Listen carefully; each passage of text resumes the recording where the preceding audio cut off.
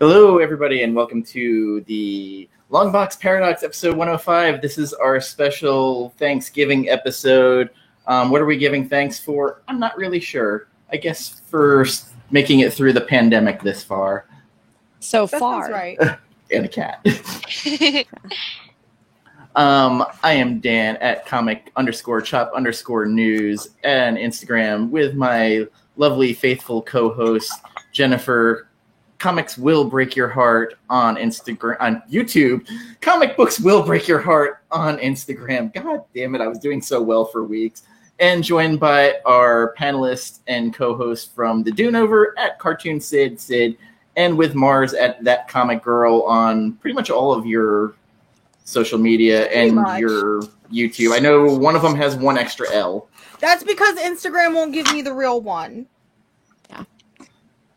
Same reason why I only have where on Instagram it's comic books and then everywhere else it's comics. So except Twitter, because Twitter also. Well, your brand was Gin and Comics for a while, so it was for 5 years. Yeah. I like the rebranding. Thank you. I think it fits a lot better. I quite like it.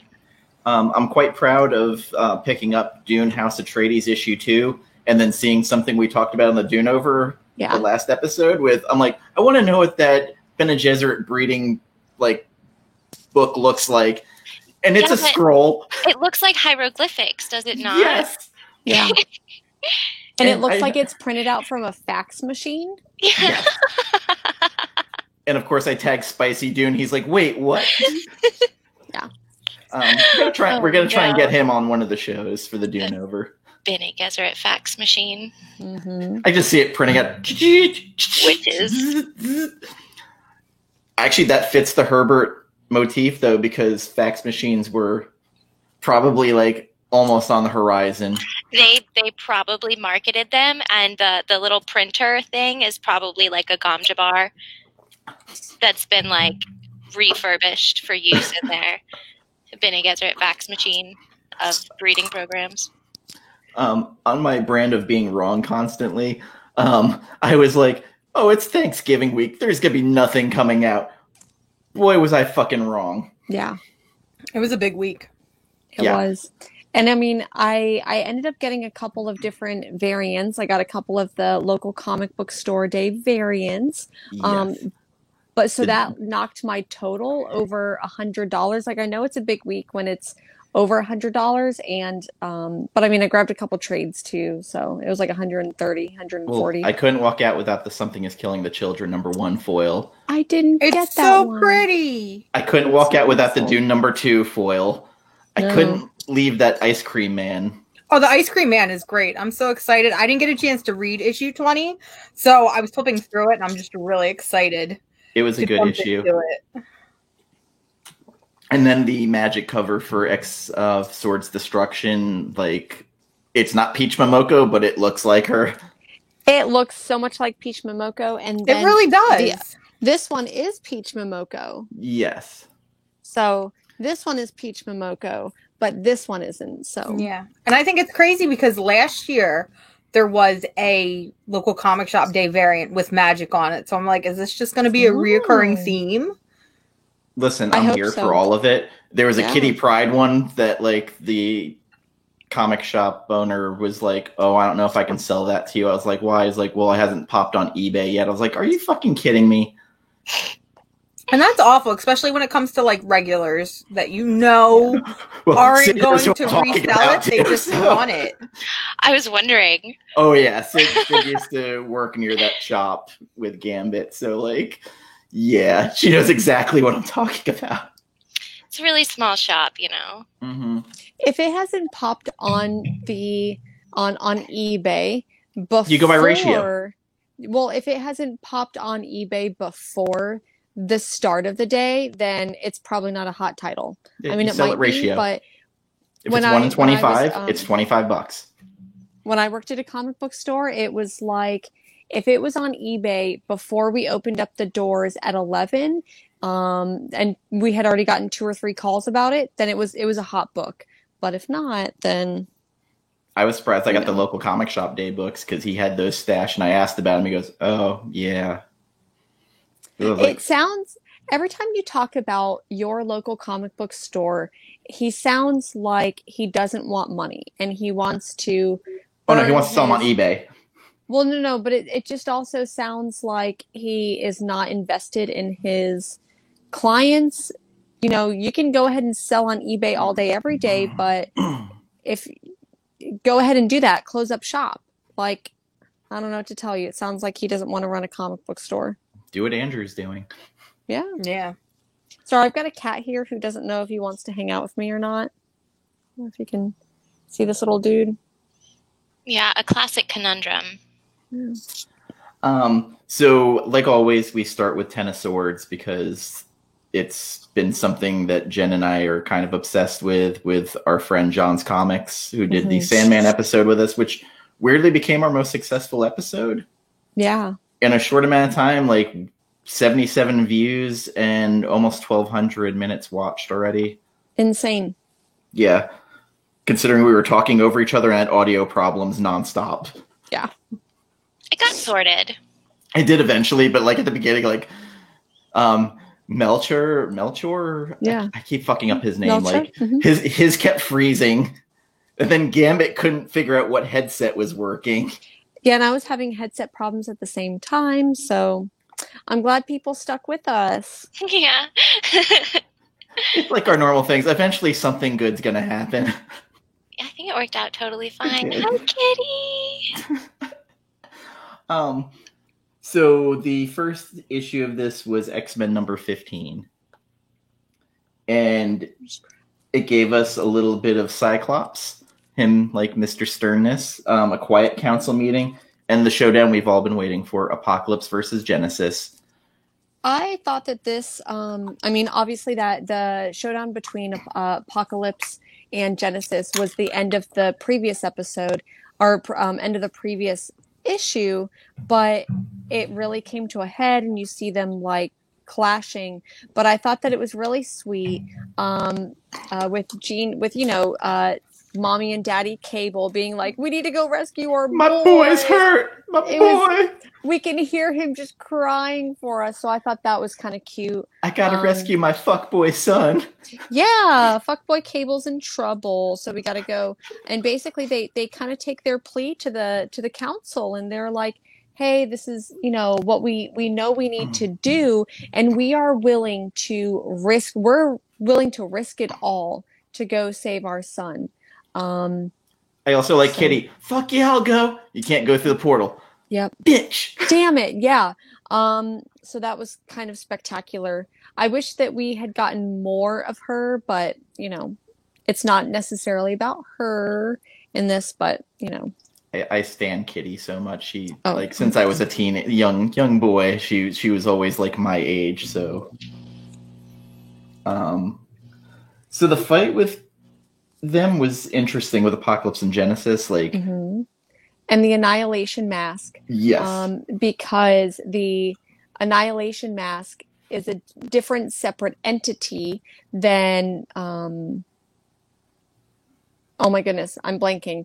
But, you know, it's a different entity. So it's basically having a conversation with her, having a conversation with Apocalypse, and the Mask's goals is different than his wife's.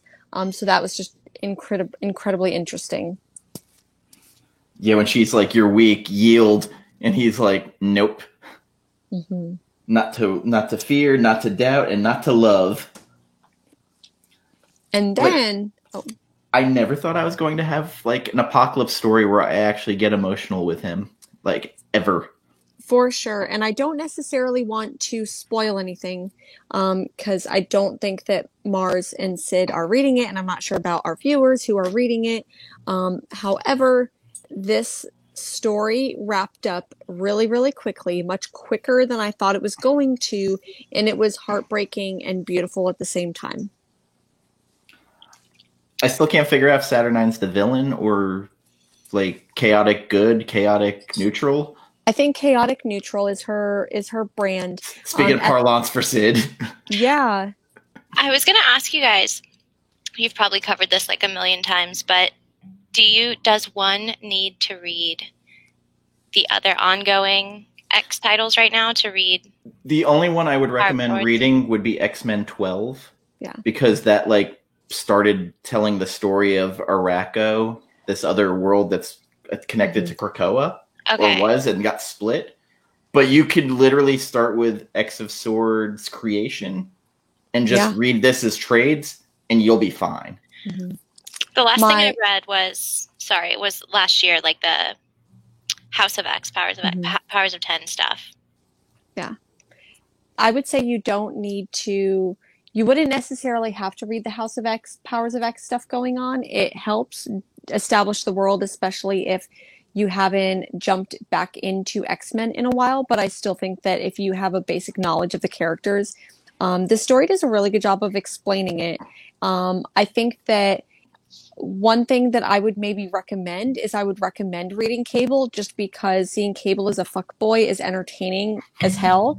And if you don't understand, what's going on with him, then you're like, wait, who is this Cable? So I would maybe recommend reading Cable, which the first volume just came out last week. And then I recommend it highly.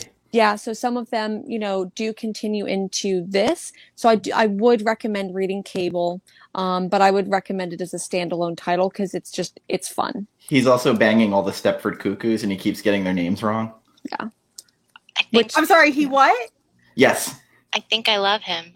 He's 100, Yes. and there's an issue where like he's like, hey, Emma Frost is there. It's like, hey, tell I forget which of the Stepfords hi.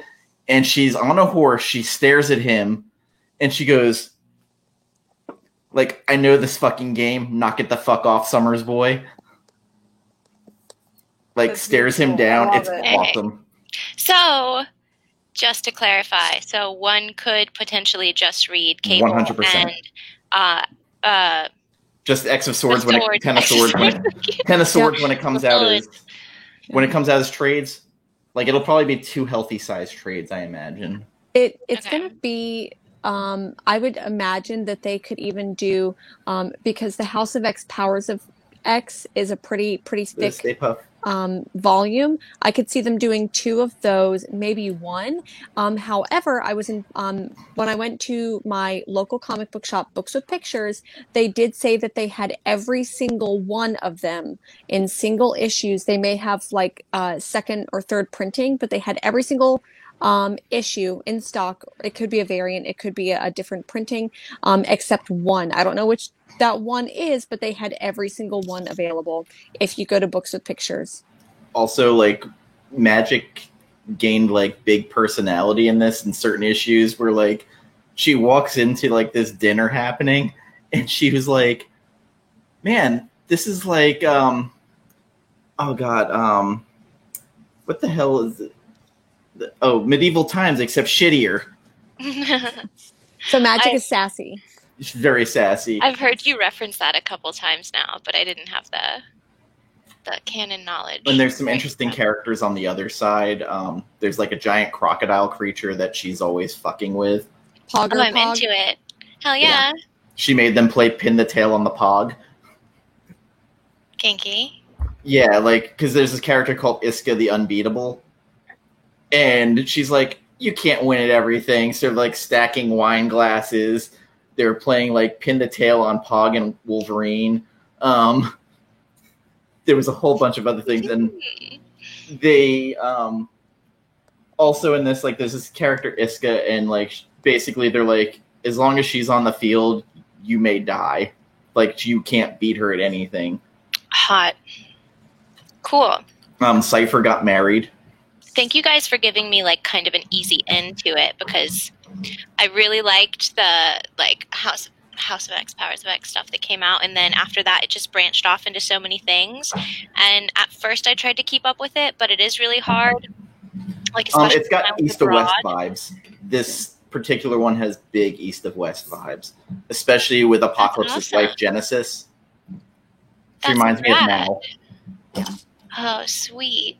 Yes. After House of X, Powers of X, I do feel like the Dawn of X titles, it was really confusing.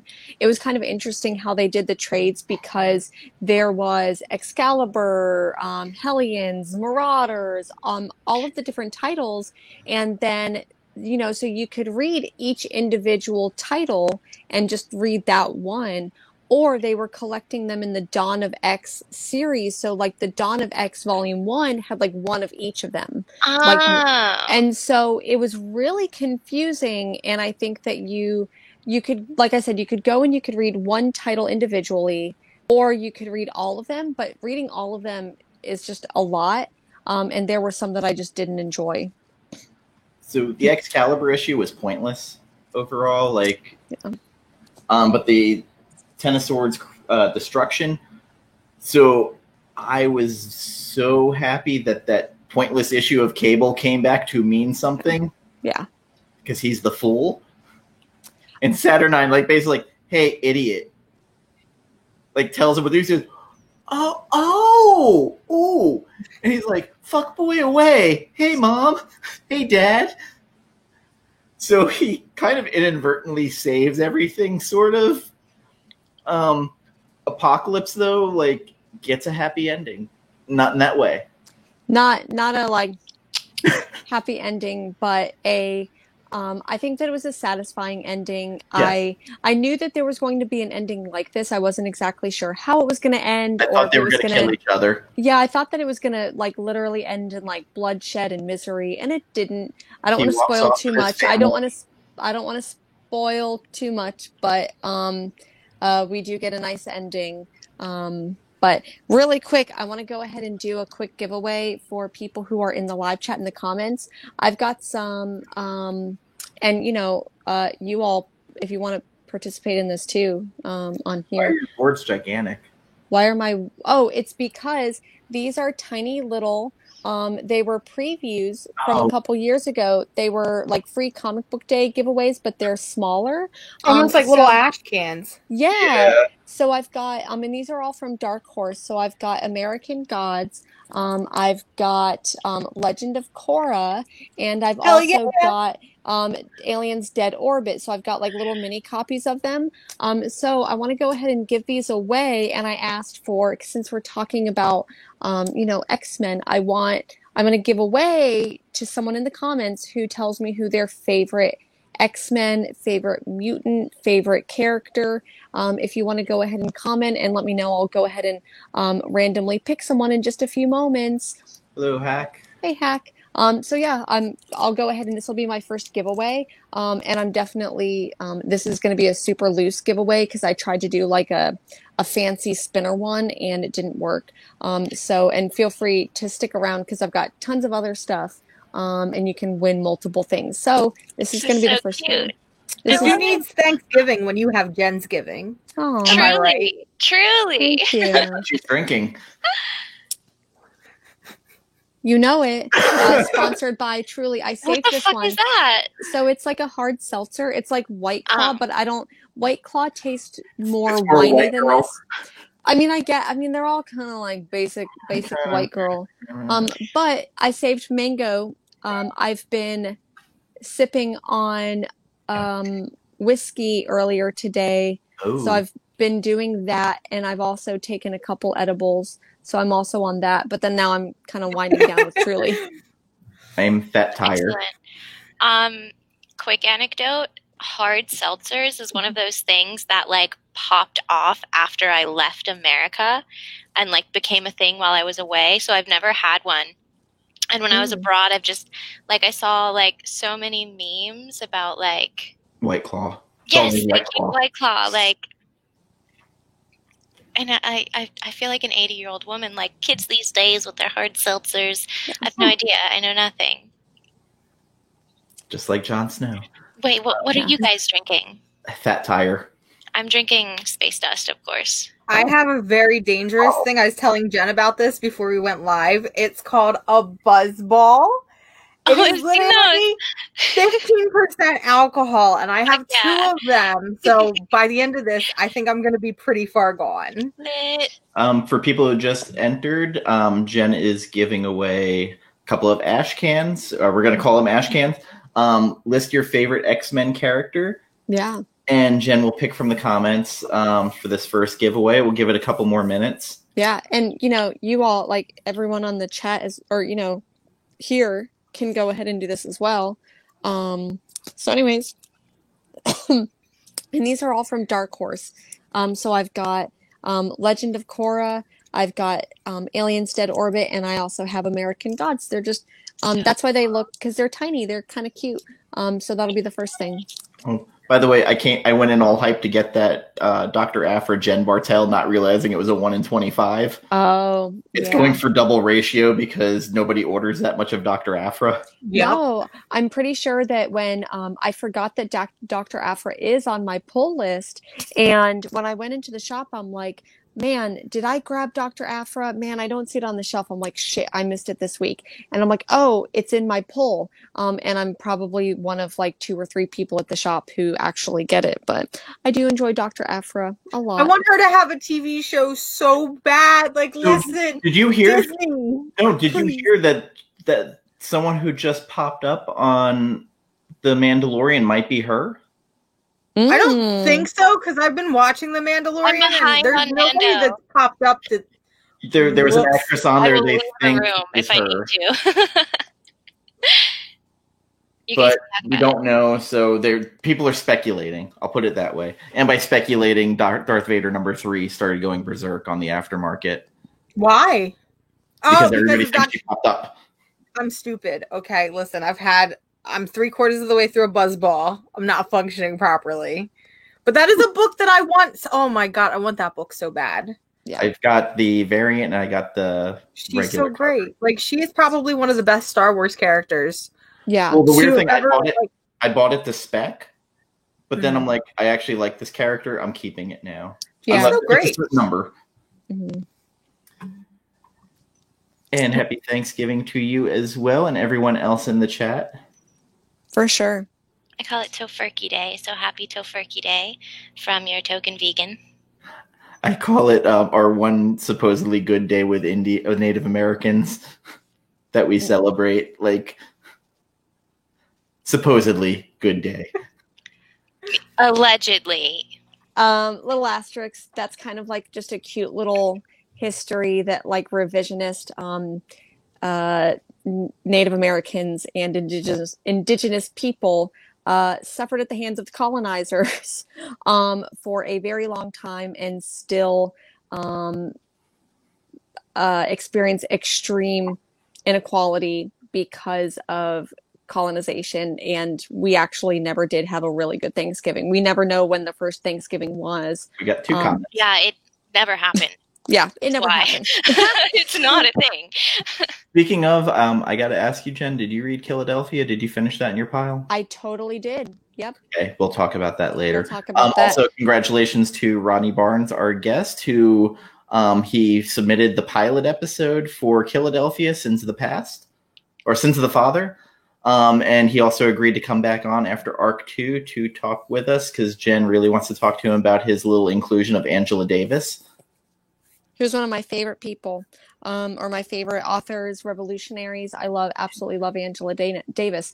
Anyone who knows who she is, you should totally read all of her books, but I highly recommend Freedom is a Constant Struggle, which talks about how abolishing prisons, how feminism as well as healthcare equality are basically all linked.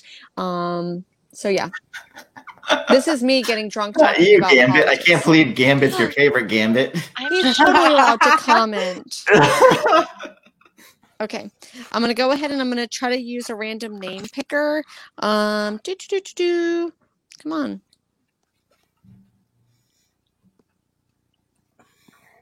Wait, okay, so if we're going by votes, I think Wolverine and Gambit are tied. Oh, Yeah. no, Gambit just pulled ahead. Gambit's hot AF, so. Yeah. I mean, so is Wolverine, but Gambit's taller. I thought Magneto... Yes, but we stand a short king, Sid. We do. So far, I have 4 people who have commented. I want to make sure that I got this. So I've got Tony, who likes Jubilee. We have, which I love Jubilee. So 100%. I've also got, let me go ahead and see. I've got Hack. I also have, let me go ahead and algorithm. I don't think I got you. Don Dizzle. Okay. And then Don Dizzle, and then Tony. So I've got 5 people. Am I missing anyone? You got Agu, Don Dizzle, Gambit, Hack, and Tony. Okay. Thank you, Hack. We're bad at this. So I'm gonna go ahead and who is Tony, you are the winner. Yay, Tony! So Tony, if you have my information, find me. If you're not already following me on Instagram, go to Comic Books Will Break Your Heart. Make sure you message me your email and address. So find me on Thank Instagram. you, Noah. Yeah, they can definitely get it. Listen. I thought Magneto was your daddy. Magneto is daddy. That doesn't mean Gambit can't get it. Okay, question also. Do you like his all white or do you like the red? I like every flavor. But I mean, I know Moon Knight, you love the all white. I feel like the all white is for special occasions. It's like he's been wrapped up like a gift just for me. I just want to see Michael Fassbender. I have a huge thing for Magneto, but especially old. He's got a huge thing in general. I've got a huge thing for so many filthy old men, and Magneto is one of them. I'll be right back because I need to grab a pen and paper. I'll be right back. Wow. So is that what we're doing now? Is that what we've gotten to? Is just talking about hot X-Men characters? Because if so, I would very much like to throw Emma Frost into the ring. Let's lock it in. Oh, hell yeah. She's probably if we had to rank X-Men characters, based on mainstream aesthetics, right? Who the general public, let's say, of America would rate as the most attractive X-Men character, Emma takes it. Hook, line, and sinker. She's great. She is the thirst trap of thirst traps. She walks it, she talks it. Molded out of marble to literally diamond. Fucking hot. Yeah. I remember. Do you remember those old Wizards magazines? And at one point they published more than once. They published those little Wizards poster books that weren't really poster books. And there was the Greg Horn, Emma Frost art. So me and my brother had them hanging on our walls. And my mom, I guess, walked in one day and was like, y'all are 12. Why is there a half-naked lady hanging on your wall? And we're like... Also a great personality.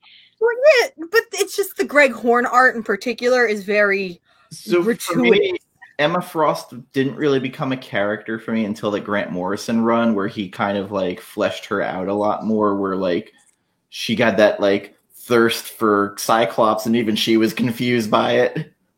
Oh God, did she? Oh yeah, they hooked up. She broke up, her and Scott, Jean and Scott. That is below her, but all right. I agree. All right, Emma. I mean, the heart wants what it wants. My favorite thing about Wolverine and Jean is that they are in a cute little throuple with what's his name? I'm here for all of the polyamorous. Their rooms were X-Men. Connected, right? Yeah. Mm-hmm. I think that's the best part out of House and Powers of X is that they confirmed, or X-Men, whatever it was, that they confirmed that she had with a fucking diagram. Yes, they did have a diagram. She could just lock out. I guess she could just lock out Wolverine and lock out Cyclops when she wanted to, or let them both in at the same time. And I'm just I think and then they kind of went into Cyclops and Wolverine might have hooked up a couple of times. It's canon. There's definitely some hate fucking going on there. Oh, can I say that on here? Oh, is that allowed? We're not for kids. I will say, it was disturbing for me personally how hot they made Scott in House of X, Powers of X. I agree because I look at Scott Summers as like he's a little bitch, and I don't know what Emma, I don't know what Jean, I don't know what anybody sees in Cyclops because I didn't.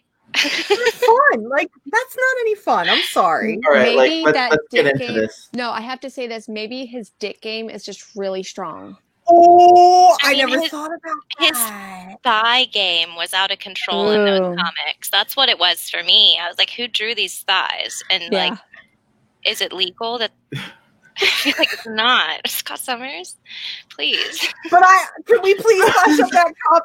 I can fix Scott. That's beautiful. Yeah. Noah, I'm proud of you, and I believe that you too can fix Scott. No, yeah, he.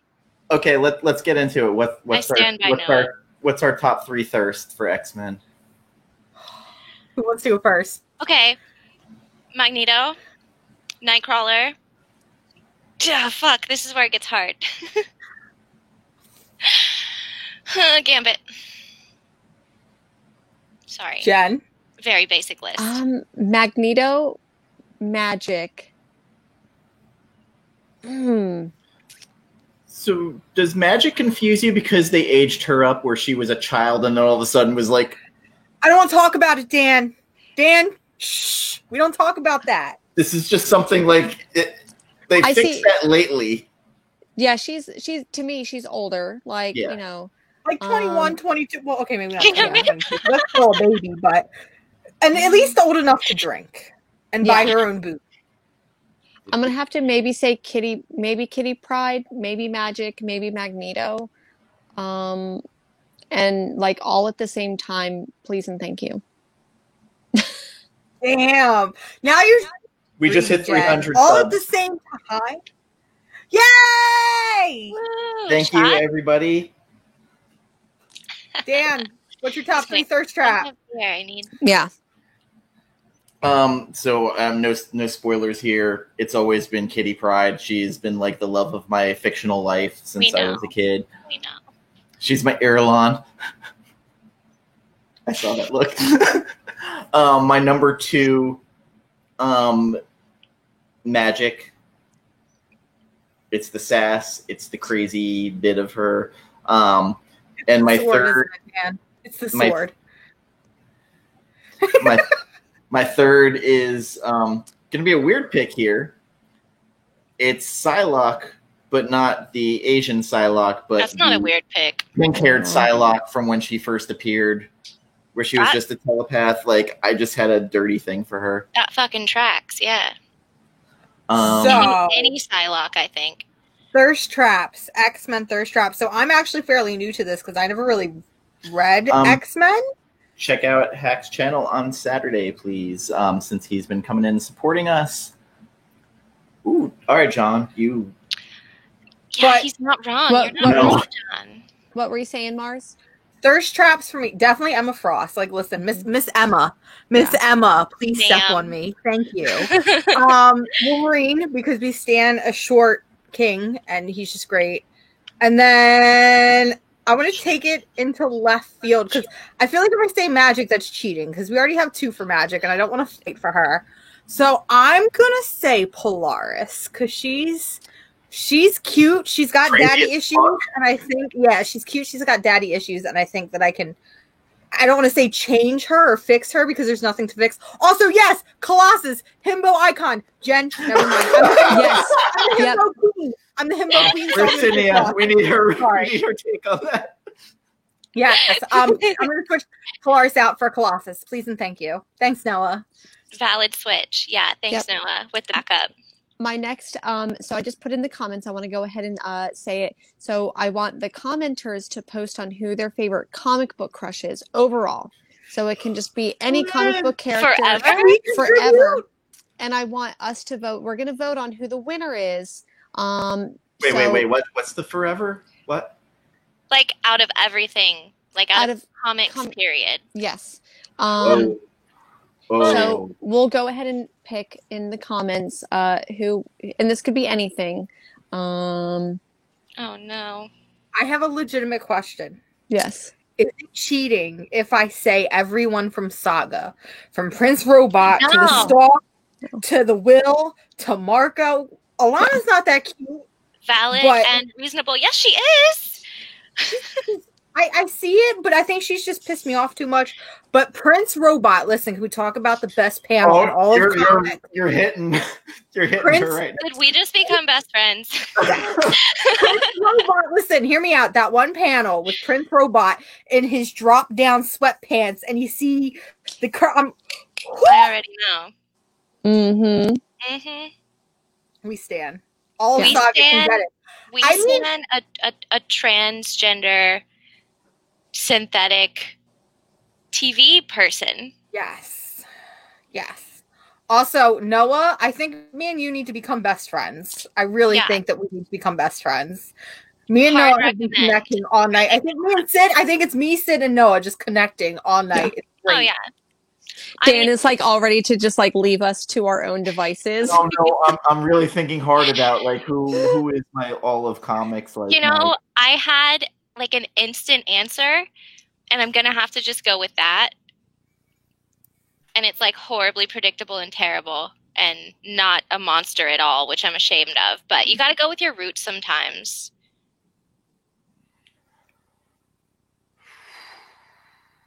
Who's that? I also want to throw in sort of a rando, and that's Orc Dave from Rat Queens. Also, everybody from Rat Queens. Hell yeah.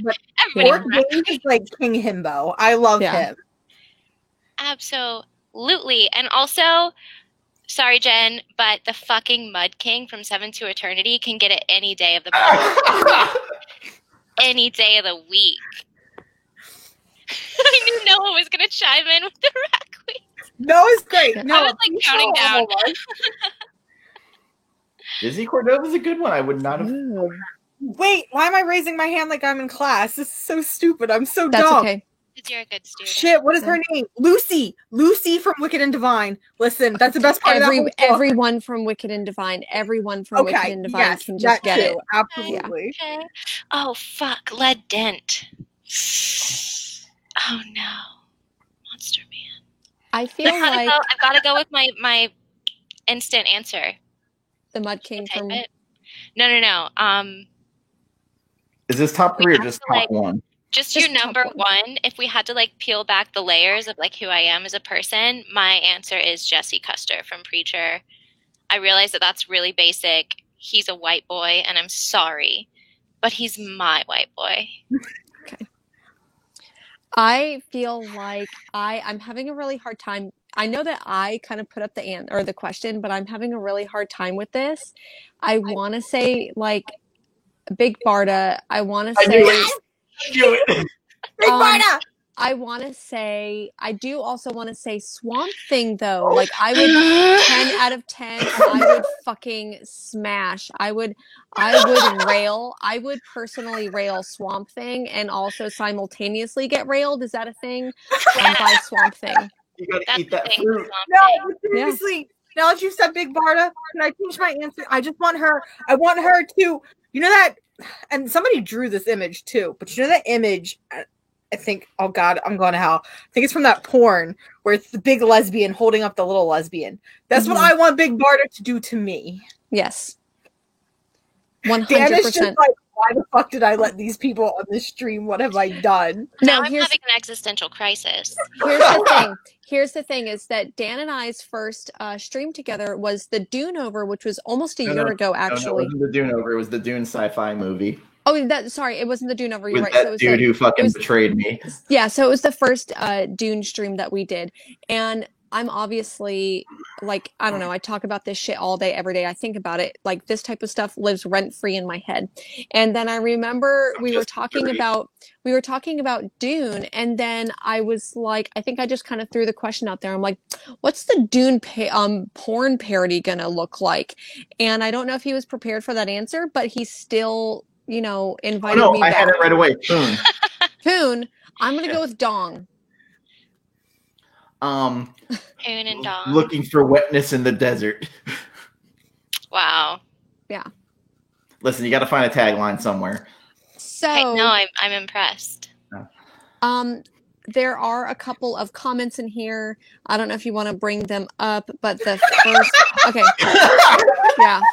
I feel like Dill, I have you beat. I am 5 foot even, so Doontang. Ooh. So I feel like I really appreciate Dylan's comments. So I'm going to go ahead and vote for Dylan because one, he said Death from the Endless and Sandman, which I would let like the Endless family just run the train. Choo choo. So 100% I've got to go with that there. So I align with Dylan, your choices with Death from the Endless and Big Barda. So I'm going to vote for Dylan. I don't know about y'all. I don't know, man. I feel like Dylan gave us a little extra something. So I'm going to also vote. Not to mention, like, when you think about it, when you think about pinnacle women, I mean, not women, just like crush in general, pinnacle comic book crushes. I think Big Barda's abs alone win it. Oh, yeah. And we got the pleasure of seeing her ass in the Mr. Miracle run. So I'm going to give it to Dill as well. Remember the Michael Turner issues of... Boy, howdy. I'm voting for him now. Can we make t-shirts, Stan, for Comic Shop News, and it'll just say, boy, howdy. Those are going to be a Comics Will Break Your Heart exclusive because Dan doesn't like Boy Howdy. We're going to get Comic Shop Gretchen, News. I'm tired of you trying to make it happen. No. It's like it's here. You're trying to make CD-ROMs happen, my friend, but Boy Howdy is where it's at. Thank you very much. Dill, I've got you better. They howdy. They howdy. Ooh, they howdy. There we go. Yep. So I think I know my one, and Chiquita Wagner from Planetary. She's intense. She can throw you around. She's got some sass. I could have predicted you would choose that. Did you? I had another one ready to go. That was not like Maria from Deadly Cats was my number 2. That was what I thought you were gonna say. I know that. Sorry, I know that Mars and I voted for Dylan. Do you guys have a vote for people in the comments on any thoughts? Or Boy, I know that's howdy. I vote for Dylan. Yeah, all of they howdy. Yes. I do want to change my answer to Dick Grayson though. Oh. Mm-hmm. Dick Grayson's booty alone, kind of. No, that is her Twitter. That is her Twitter world. It's Dick Grayson's dick, or not booty. His booty and all the dick of things. Just objectifying him in general, from the top to the bottom. So do y'all want to hear a funny Dick Grayson Mars story? So this is peak me. So growing up as a child, watching Teen Titans and being obsessed with Dick Grayson. As you do. You know how when you're in school and you write little love notes on your binder? Well, I was writing Mars loves Dick all over my binder. And one day, my teacher called my mom and was like, ma'am, do you realize that your daughter is writing Mars loves Dick all over her binders? And she was like, it's a superhero. His name is Dick Grayson. So then I got a very certain talking to that I had to write Mars loves Robin or Mars loves Nightwing. I was not allowed to write Mars loves Dick. I mean, this is why we use code names. So that's why we use code names. You learned the lesson early. When we had Steve Orlando on, I made sure to name drop that Sid has a thing for the yeah, I watched it. We're first. Specifically like, my friend Sid appreciates all you've done. I felt very represented. Thank you. I couldn't not let it go. I mentioned you almost every episode. I was like, well, this is a guy who drew Midnighter's thirst for Dick Grayson. Yeah. So like, if I'm associated with one thing, let it be Dick Grayson's ass. To the day I die. To be associated with. Thank you. I have to go get another. That'll be on the tombstone. She loved Dick's ass. Here lies the lover of Dick's ass. We'll work on it. We'll lab it. It's just the first draft. Well, I wanted to have our show like talking about Dick Grayson. ... It is doing God's work. Nicola Scott is single-handedly doing God's work with Dick Grayson's ass. In a lot of ways, yeah, but that's one of the ways. There was someone else who was drawing it, though.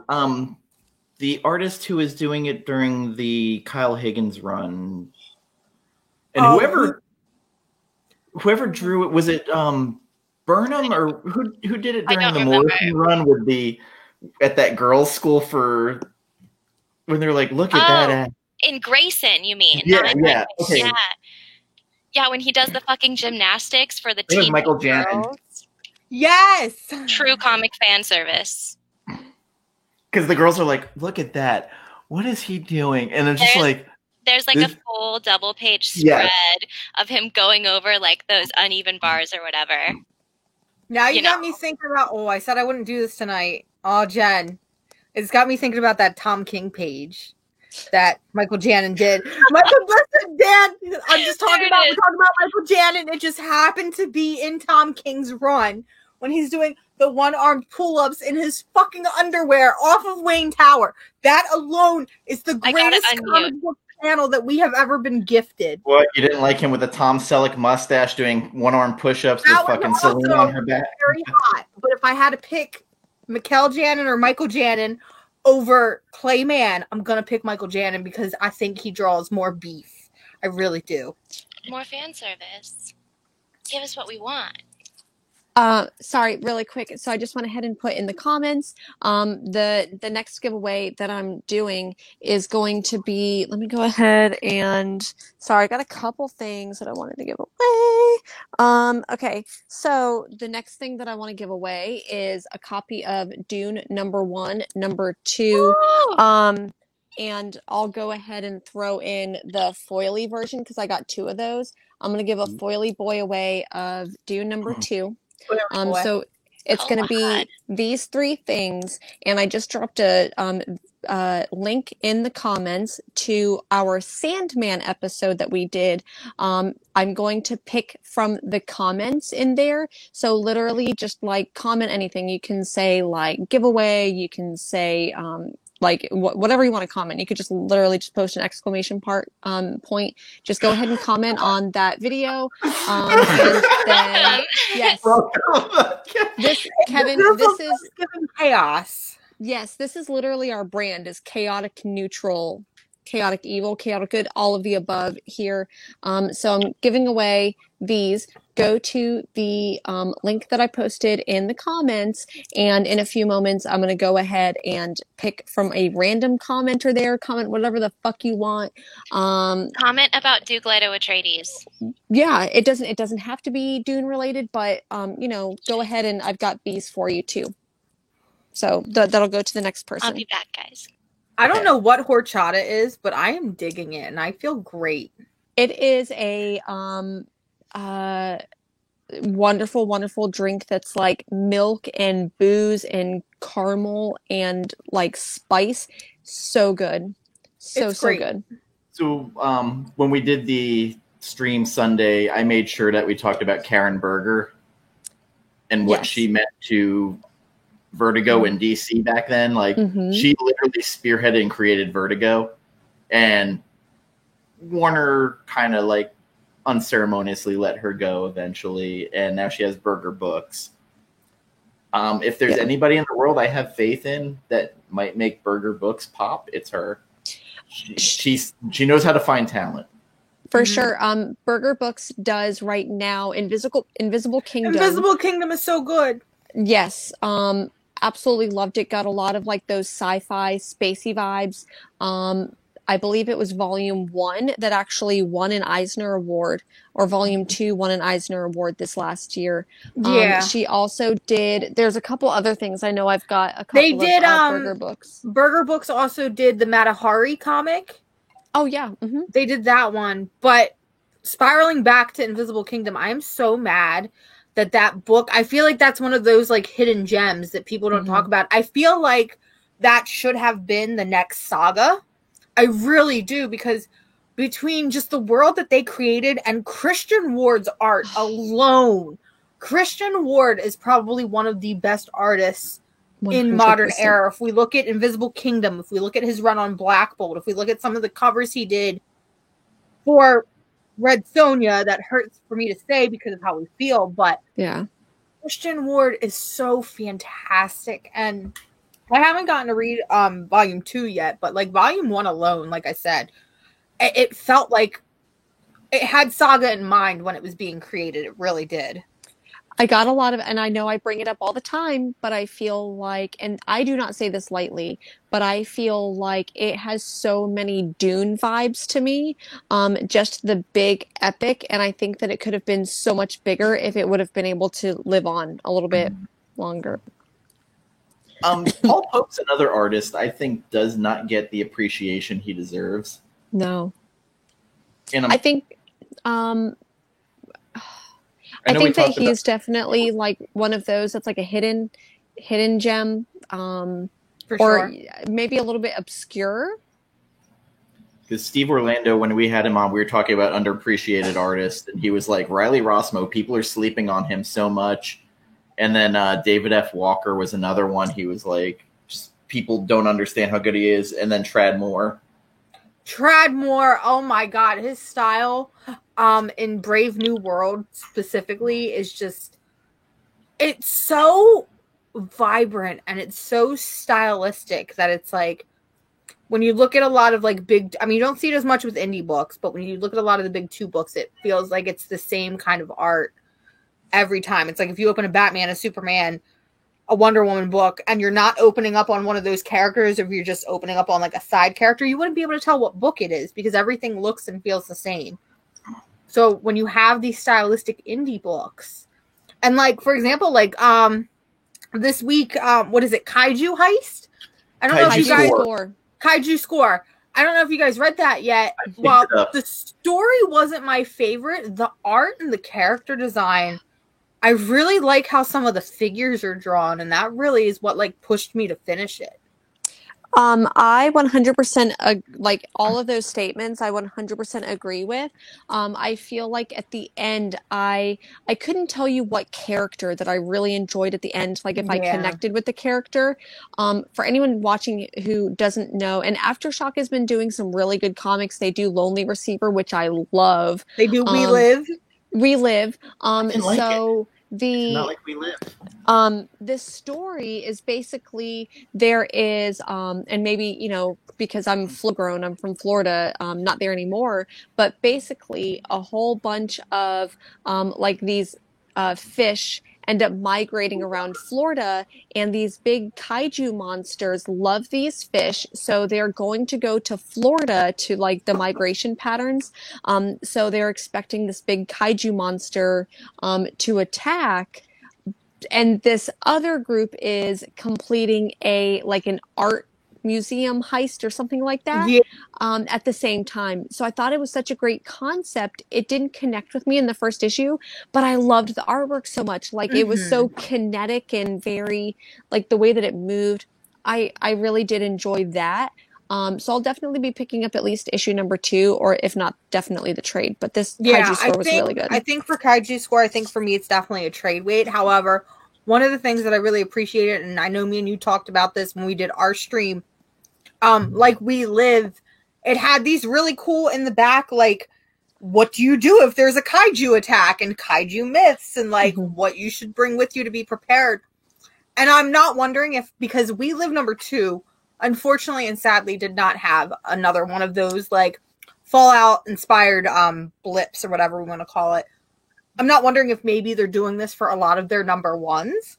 So that like inclines me to pick it up. And I can't remember if like Lonely Receiver also had something similar. I don't remember there being anything in there. It should, because Lonely Receiver was a weird title, and I feel like it needed several different reads to figure out what was going on, even up to issue number 3. But it was such a good like emotional title. I do wish that it had some type of guide on like what happens when your like digital assistant or whatever leaves you or whatever, you know. I wish, or even if it was like an ordering screen, like, do you want to place an order for your digital like girlfriend or boyfriend? These are the different qualities you can have. Pick your hair color, pick your personality. Did you read Alex and Ada by the Luna Brothers? Yes, I loved that book. I kind of got that feel. That was a good book. I really liked that book. And the other book that the Luna Brothers did, which was 20XX, is another really, really great title, I think. You know, I picked up the first issue of 20XX, never finished it, and it did just come out in trade, and I almost picked up the trade and then didn't. So I feel like maybe I really do need to pick up the trade. Either pick it up or go to your local library. Support your local libraries. I've been getting a lot of questions about Ascender lately. And so I want to ask everybody here, do you need to read Descender to get Ascender? In my opinion, you can pick it up without. I have a very specific opinion about this, so I'll let everyone else speak first. I haven't read either or, but from talking to people in the comic book shop, and when I worked at the comic book shop, I always was recommending Ascender without reading Descender because other people was telling me you could read one without the other. You could. It kind of fills in the blanks. Yeah. Honestly, like, you're missing out on Dustin Nguyen's art. Can I? You Yes. absolutely can read Ascender without reading Descender. Like, it's meant to be that way. That was the goal. At the impetus of writing Ascender was that, like, it's a new story, but it does build off everything that exists in Descender. And I think that you are doing yourself such a big disservice if you don't read Descender that I don't even feel right telling people you don't have to read Descender. Like, I'll never say that to anyone because you should. Like, you owe it to yourself. You owe it to the world. Fucking read Descender. Like, there's enough sales at LCSs or online places of, like, buy two, get one free that you can get the trades pretty fast. Or go digital on one of the Comixology sales. Yeah. Or support your local library. Absolutely do that. But Dustin Nguyen's art, like, it's so beautiful, and I don't think he gets enough credit for the work he does, like, at all. Yeah, totally underrated. And I miss him doing interiors too. If Black Hammer didn't exist, I would say this is Lemire's best book. Yeah. I think it is Lemire's best book, but I've only read one trade of Black Hammer, so I'm definitely not the expert. Whereas I am pretty much the expert on Descender. That book's incredible, and everyone owes it to themselves to read that book for so many reasons. 100% agree. It's so poignant. Since we mentioned Black Hammer, can we talk about the spin-off titles? Because, like, I know it happened last week. I saw there's a Barbalian one. Barbalian. I'm into that. Yeah, so Barbalian, Red Planet. I wasn't going to pick up any of the spin-offs. Like, I know that they did the Skulldigger and Colonel Weird and things like that. And I didn't want to pick them up because I didn't want to get that heavily invested into it. Not to mention I haven't technically finished Black Hammer. But given the fact that Barbalian is such a queer, I don't want to say icon, but he's a big queer character in comics, I wanted to pick it up. And this series, I can tell, is just going to be so absolutely amazing. Like, that full page spread when he walks into the gay club, I started crying because it's like, it was I felt beautiful. like that was him not necessarily finding, but him affirming his sexuality and that there were people out there just like him, you know, and it was like, it got me excited because this is a story that feels very self-contained, and you don't even have to read Black Hammer to read Barbalian. Although, again, it's like what Sid said, you're doing a disservice. It's also a spin-off of a part that happened in the first trade. Also, Sid, this is the person I was telling you about who will just do drive-by hits with the CD-ROMs. Yeah, Sanimation. So I've gained two best friends tonight. Mars because of Prince Robot, and Sanimation because of the fucking CD-ROMs, Dan. But Barbalian the Red Planet is so good. And that makes me excited for the Golden Grail spinoff. Like, I'm definitely going to pick that up because I love her too. Really quick, because I want to go ahead and get a winner. So I am about to pick someone or do a random picker for this. So it's going to be for anyone who hasn't done so already. I put a link in the comments to our Sandman video.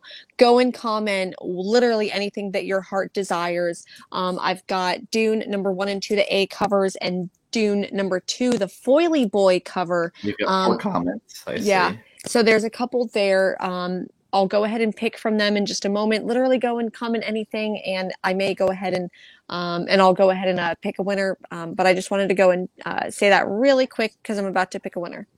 I also want to take a moment to just say that Sanimation, as much as she picks on me, has been an early supporter of our show and said a lot of beautiful things about us early in the stuff we were talking about that made her go out and buy those books.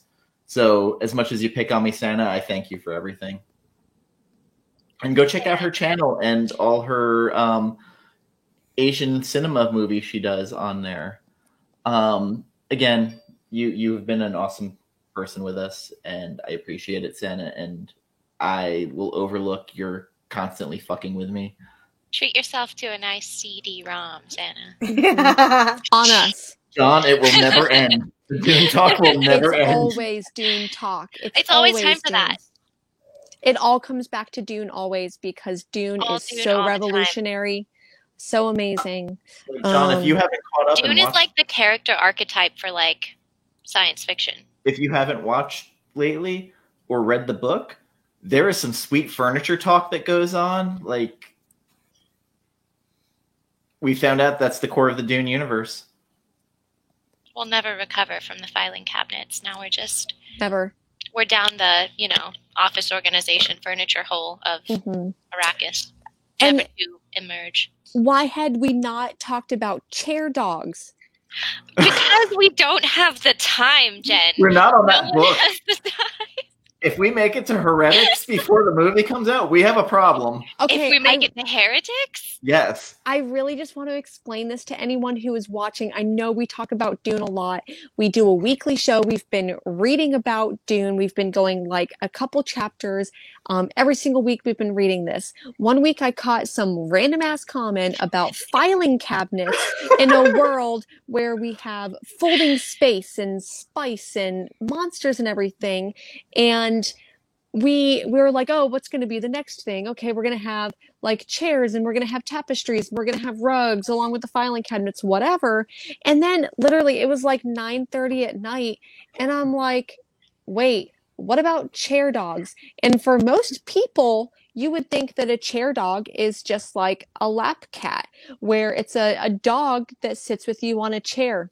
No, my friends. In the Dune universe, chair dogs are genetically modified dogs that are genetically modified into the shape of a chair. Why? And I found a picture real fast of one. Why? Because it's a story of the dangers of like a charismatic leader and like the forward movement of society that can be bad and negligent as a whole. Deserve that? Nothing. It's just because they're able to do it. It's like, people are playing God. This is what happens. You make a domestic animal into a chair. I just praised you, and you're.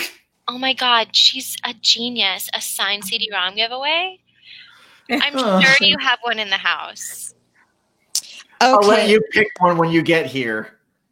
I do want to go ahead and I have 1, 2, 3. I have 5 people who've commented on that video. And I want to go ahead and so I've got pick number 3, my lord. Well, I'm gonna let the randomizing. Yeah. So I've got I want to make sure that I have everyone. So I have Hack, I have Tony, I have Bo, I have Comic Book G-Spot, and I have John. There is someone else who commented, but they're not doing like they commented days ago, and I just want to make sure. So if I did not mention your name just now and you have commented, Kevin, let me know. No, that's okay. You should not have done that, my friend. Yeah.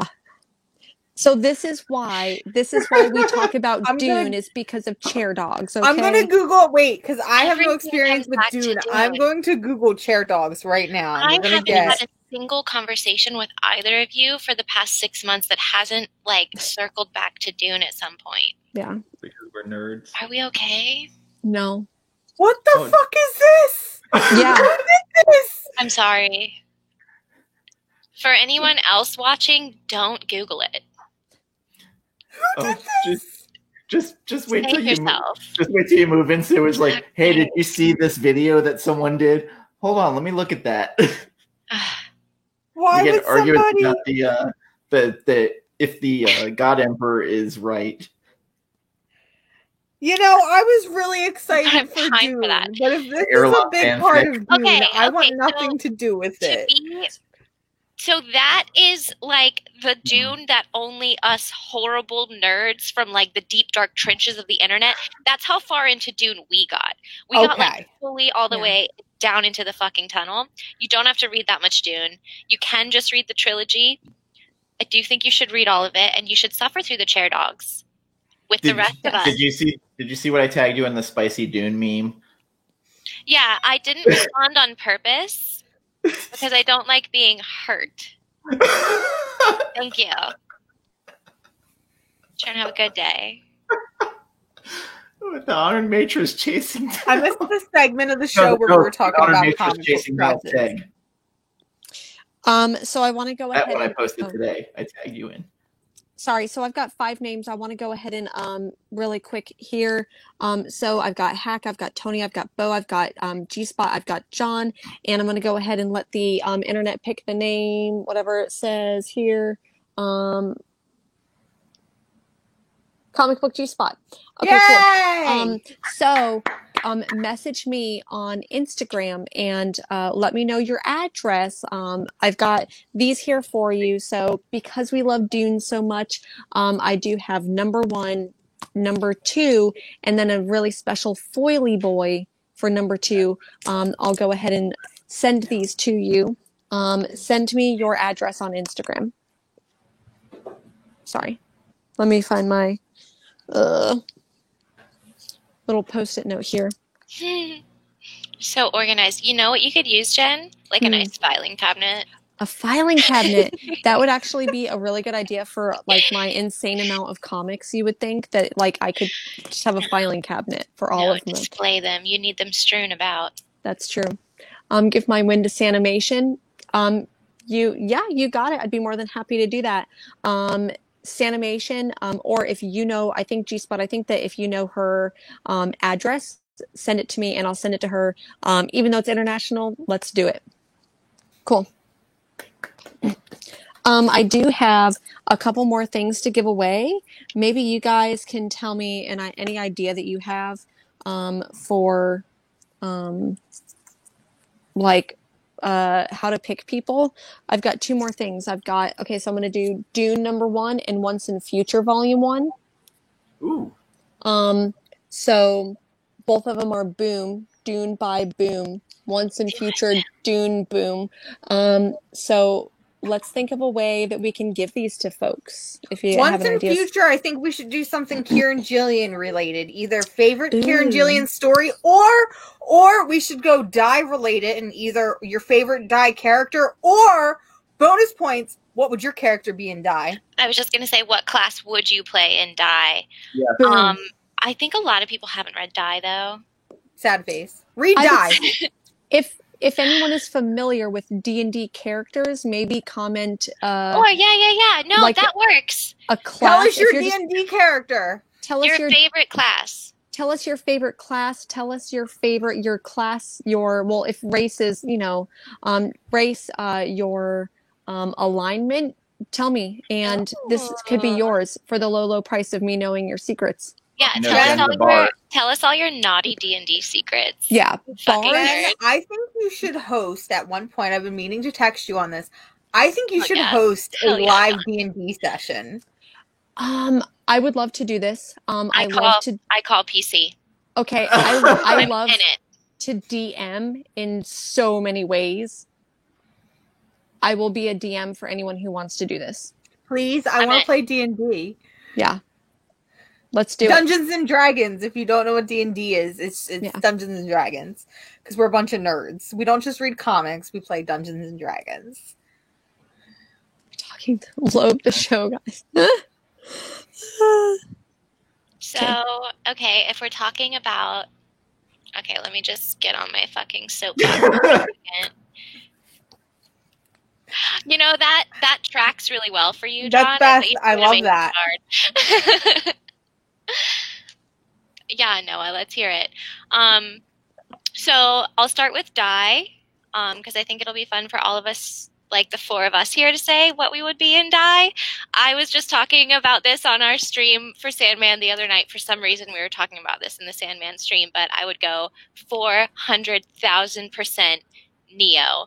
Straight off the bat, I want to be a cyborg. I want metal attachments on my body. I want to be able to do the stuff. I want to be a fucking addict with the coins. I want to eat the coins and then get my fucking mana. Like, I want the downside. I want the good side. I want the fucking cyborg dog. I want it all. Neo all day. The cyborg dog is definitely A plus. If you haven't read Die, anyone in the comments that likes D&D, yes, no, fair, but you must. Read Die if you like D&D. I don't know what I would be in Die. Even if I were to just create something like really bizarre, I'm not that creative, believe it or not. I just want to be shush, it's true. I want to be a really like bad bitch mob boss that has like a gay ass mob boss. Think like if you've ever played Mass Effect, think like Arya T'Loak kind of bad bitch space mob boss. So I don't know. You want to be the main Ash. What's her name? The dictator. I want to be a dictator. Okay, I'm a dictator. The dictator, thank you. You're the dictator for sure. Dictator. Okay, then yeah, I would be a dictator. Hell yeah. Dan? I feel I could be the Godbinder. Yeah, you're definitely a Godbinder. For That's sure. what I was going to put you under. Like, I could totally see Dictator as well. I could almost see Grief Knight over the past year. Hey, if I was the Neo, I'd be a fucking Grief Knight. Don't get me started. He's carrying 2 weapons now. On like how incredible that class is for like a TTRPG. A fucking Grief Knight, like a knight that takes negative emotions as power. But I just like the idea of not necessarily like a Grief Knight, but just any type of character fueled by emotions, whether it's happiness, whether it's sadness, whether it's anger. I like the idea that there's a Grief Knight and like a anger knight. She's got the Warhammer now, and she's like, one of those weapons almost drove you insane. Like, what are you up to, Matthew? And he's like, so this was in one of the it was in like the letters in the back or like the whatever, and he was talking about how when he made like that character class for Grief Knight, he actually made every kind of knight. Like he made like a joy knight and like a I think it would be interesting to see different types of emotions. A thief rogue? That tracks. And we already know who Jen would be. Jen would obviously be the game master. 100%. Well, no, she was Chuck the Fool. She literally was Chuck the Fool. She admitted it on when we did Volume 2. She was like, I was that asshole in the game. Oh my god, yes! Can we all just be Colin Robinson? I feel like every time I play, I'm always, this is why I can't play. I DM because I always play a chaotic neutral murder hobo. Every single time. I'm just going to hack and slash every single time. Yeah. I'm playing a chaotic neutral rogue currently. Actually, she got her alignment changed by a deck of many things like a few sessions ago, so now she's chaotic good. Which is a funny thing to roleplay. Like just having your alignment just like switched a little bit by a fucking deck of many things. In case anyone's joined us and they didn't hear the next giveaway that I'm doing, where do I have it? So I've got Dune issue number 1, and I've got Once and Future volume 1. Comment your alignment, race, class, D&D character, whatever it might be. I've got a couple names on the list, and you can win twice if I have to send you a bigger box, whatever. So go ahead and comment, and I'll add that up.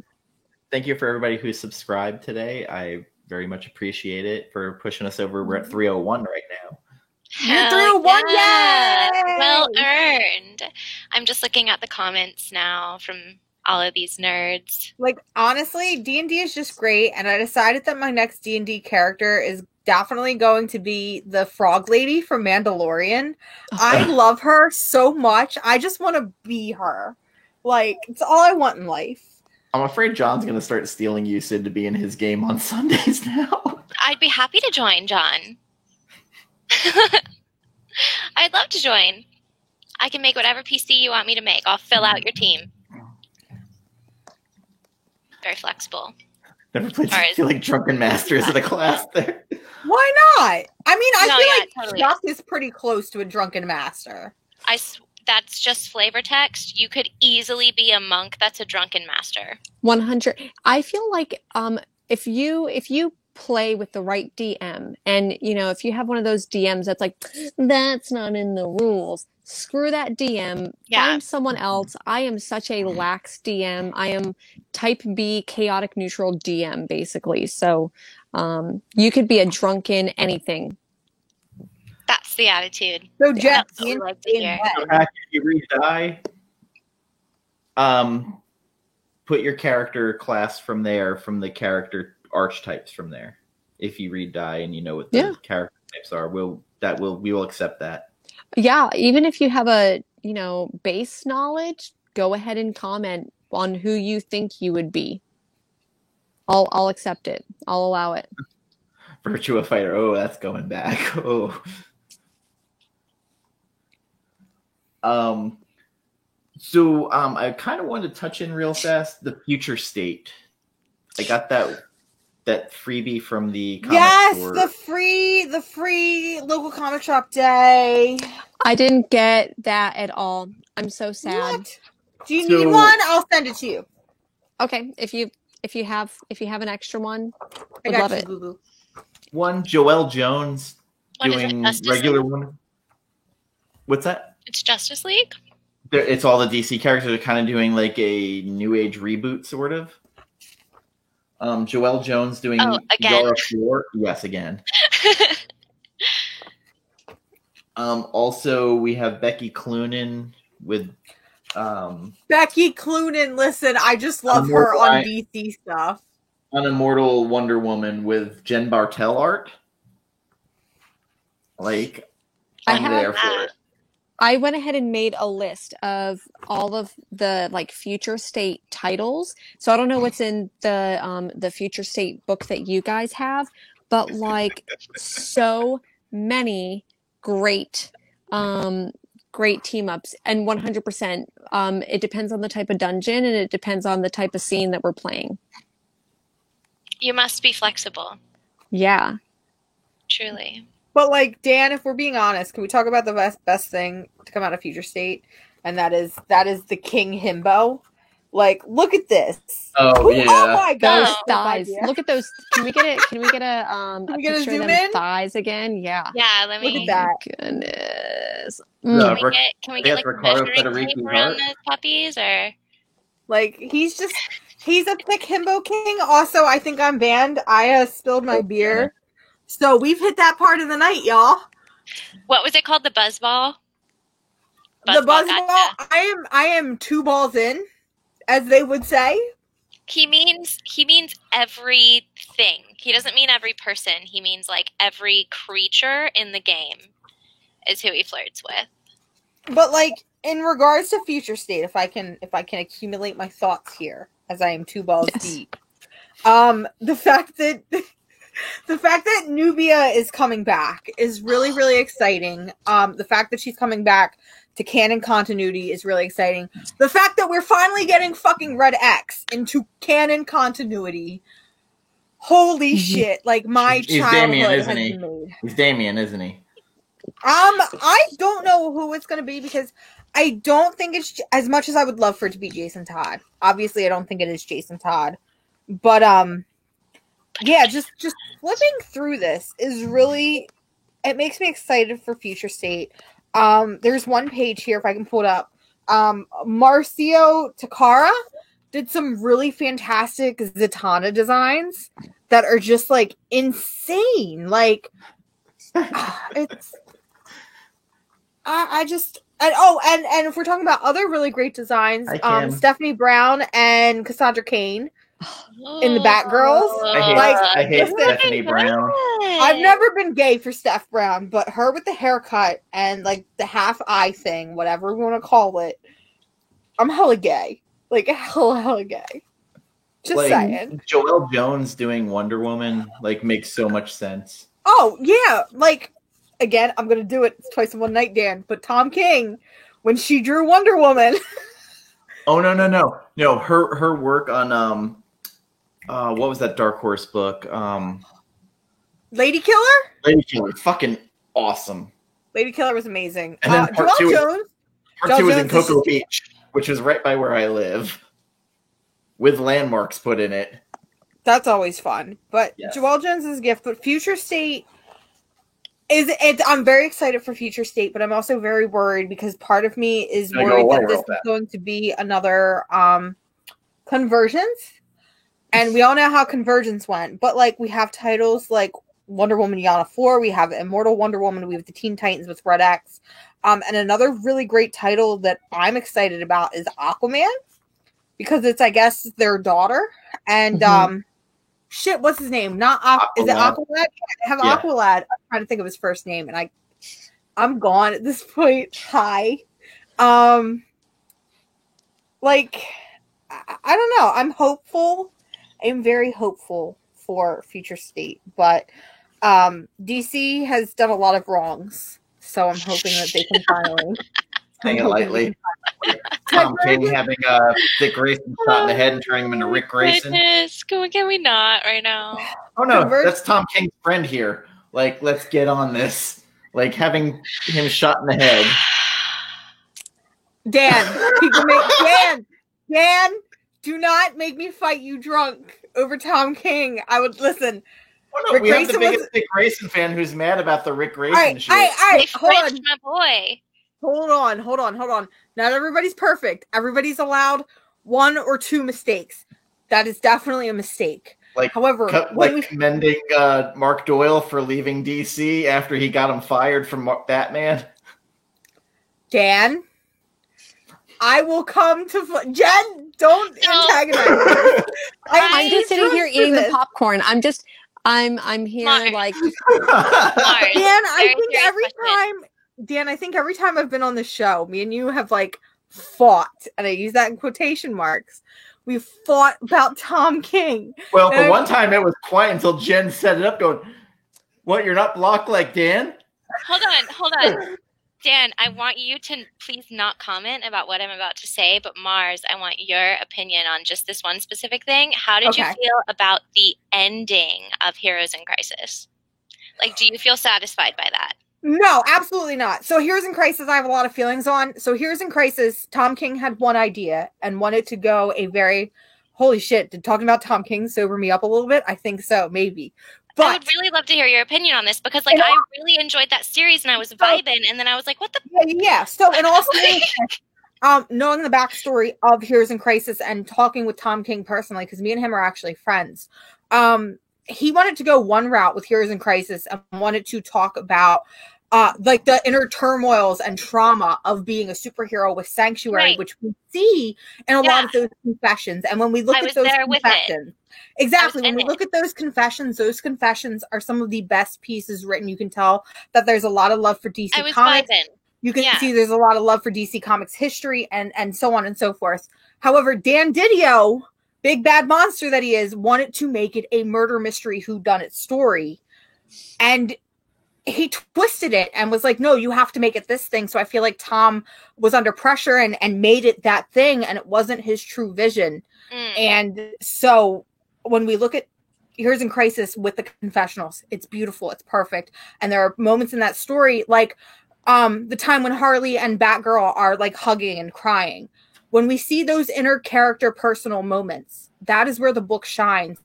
But it's when it becomes this murder mystery, Wally West, 2 clone split thing. It doesn't make any sense. It's over convoluted, and it just it doesn't feel like what it was truly meant to be. I would love to see a director's cut one day. I don't think we'll ever see it, but I would like to see a director's cut because I know for a fact it was meant to be one thing and it ended up becoming something else. So Heroes in Crisis, I can understand why people get upset with it. But at the same time, if you understood that that wasn't what it was supposed to be, I feel like you would be a lot more forgiving on it. Mars, I think that you need to tell us how you really feel. Like, don't sorry. Oh no, I love him writing Batgirl saying like 30 times in 3 pages. It was awesome. Hold on. Listen, Dan. I'm hijacking this whole conversation for another topic. So me and Mars have already chosen Prince Robot for our number 1 from Saga, but I need to hear from you two up top. Who's your number 1 Saga character? Alive or dead. Unfortunately, we have to fucking say that now. I would totally be in a throuple with Alana and Marco. valid. Can I response. wait? Wait. Can we be thruples? Because if so, I would like to throw my hat into the ring for the stalk and the will. Oh fuck. Yeah. These conversations live rent-free in my brain. Like, I think about these things all the time. Dan I don't know if he knows the answer to this. I think we broke him. I think so too. No, like, I don't have, like, any characters in it that, like, I'm in love with. Dan, You come don't? on. No. While you're thinking What? about it, I'm gonna go ahead and do the thing for this giveaway really quick, and pick the winner for where is it? It is gonna be Dune issue number 1 and Once and Future Volume 1. So while you guys are thinking about saga characters, let me go ahead and pull this up, pick another name, start, and may take a few moments. I mean, if Prince Robot wasn't, I can't read it because I'm a grandma. John, you won. Yay! Yay, John! I'm telling you, Sid, I think, like, here's the thing. I always was like, oh, Prince Robot is cute. But it was that sweatpants scene that I feel like threw me over the edge. And I was like, it's like, I'm going to steal Jen's term. It lives rent-free in my mind. Who was the, I can't remember the name of the character, the one that was engaged to Marco? Oh, shit. Gwen! Okay. Yeah. Gwendolyn. It's not our fault. Saga's been on hiatus for 12 million years, so if yeah. His name, it's not our fucking fault, Brian Boggin. So I think she might be the one. Dan, let me throw something at you. This might change your mind, and you might not even realize it. She's a side character, but remember the little bat girl? I think her name was Ginny? The one that was with Marco, and they bought the trampoline. Well, there was a trampoline comment. Oh, that hoe? She's cute as shit, though. No, she's not that cute. That's a basic ass bitch, is what that is. No, Sid. Now we can't be friends. I also, like, as far as like characters go, Goose makes me laugh to no end. Love Goose. Too good for all of us. Goose is pure. Too pure. Mm-hmm. Petrichor kicks ass. I love Petrichor. Oh my goodness. Granny kicks ass. Grandma is one of my favorite characters. Gore, we can be best friends because I agree 100%. The romantic aspects with Selena Kyle. Listen. Hey, Dan. Hey, Bat. Hey, Cat. How's it hanging? I am so excited for Batman Catwoman #1. Okay, listen, Dan. Can't wait for more of not reading it with Bat. Cat. Bat.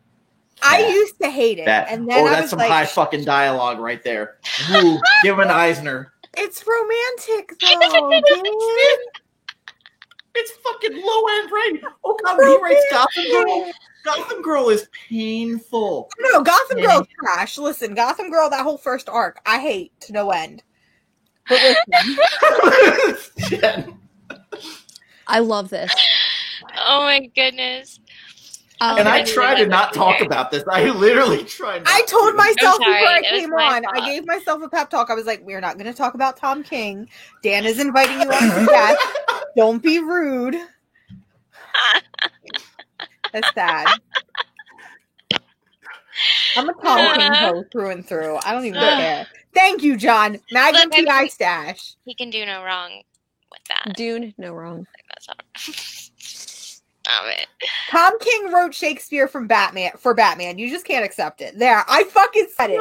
It was a therapy session. There was an issue. He was unconscious the whole fucking issue. Then there's the part where they're walking through the desert with his fucking dead mother, and they dropped it.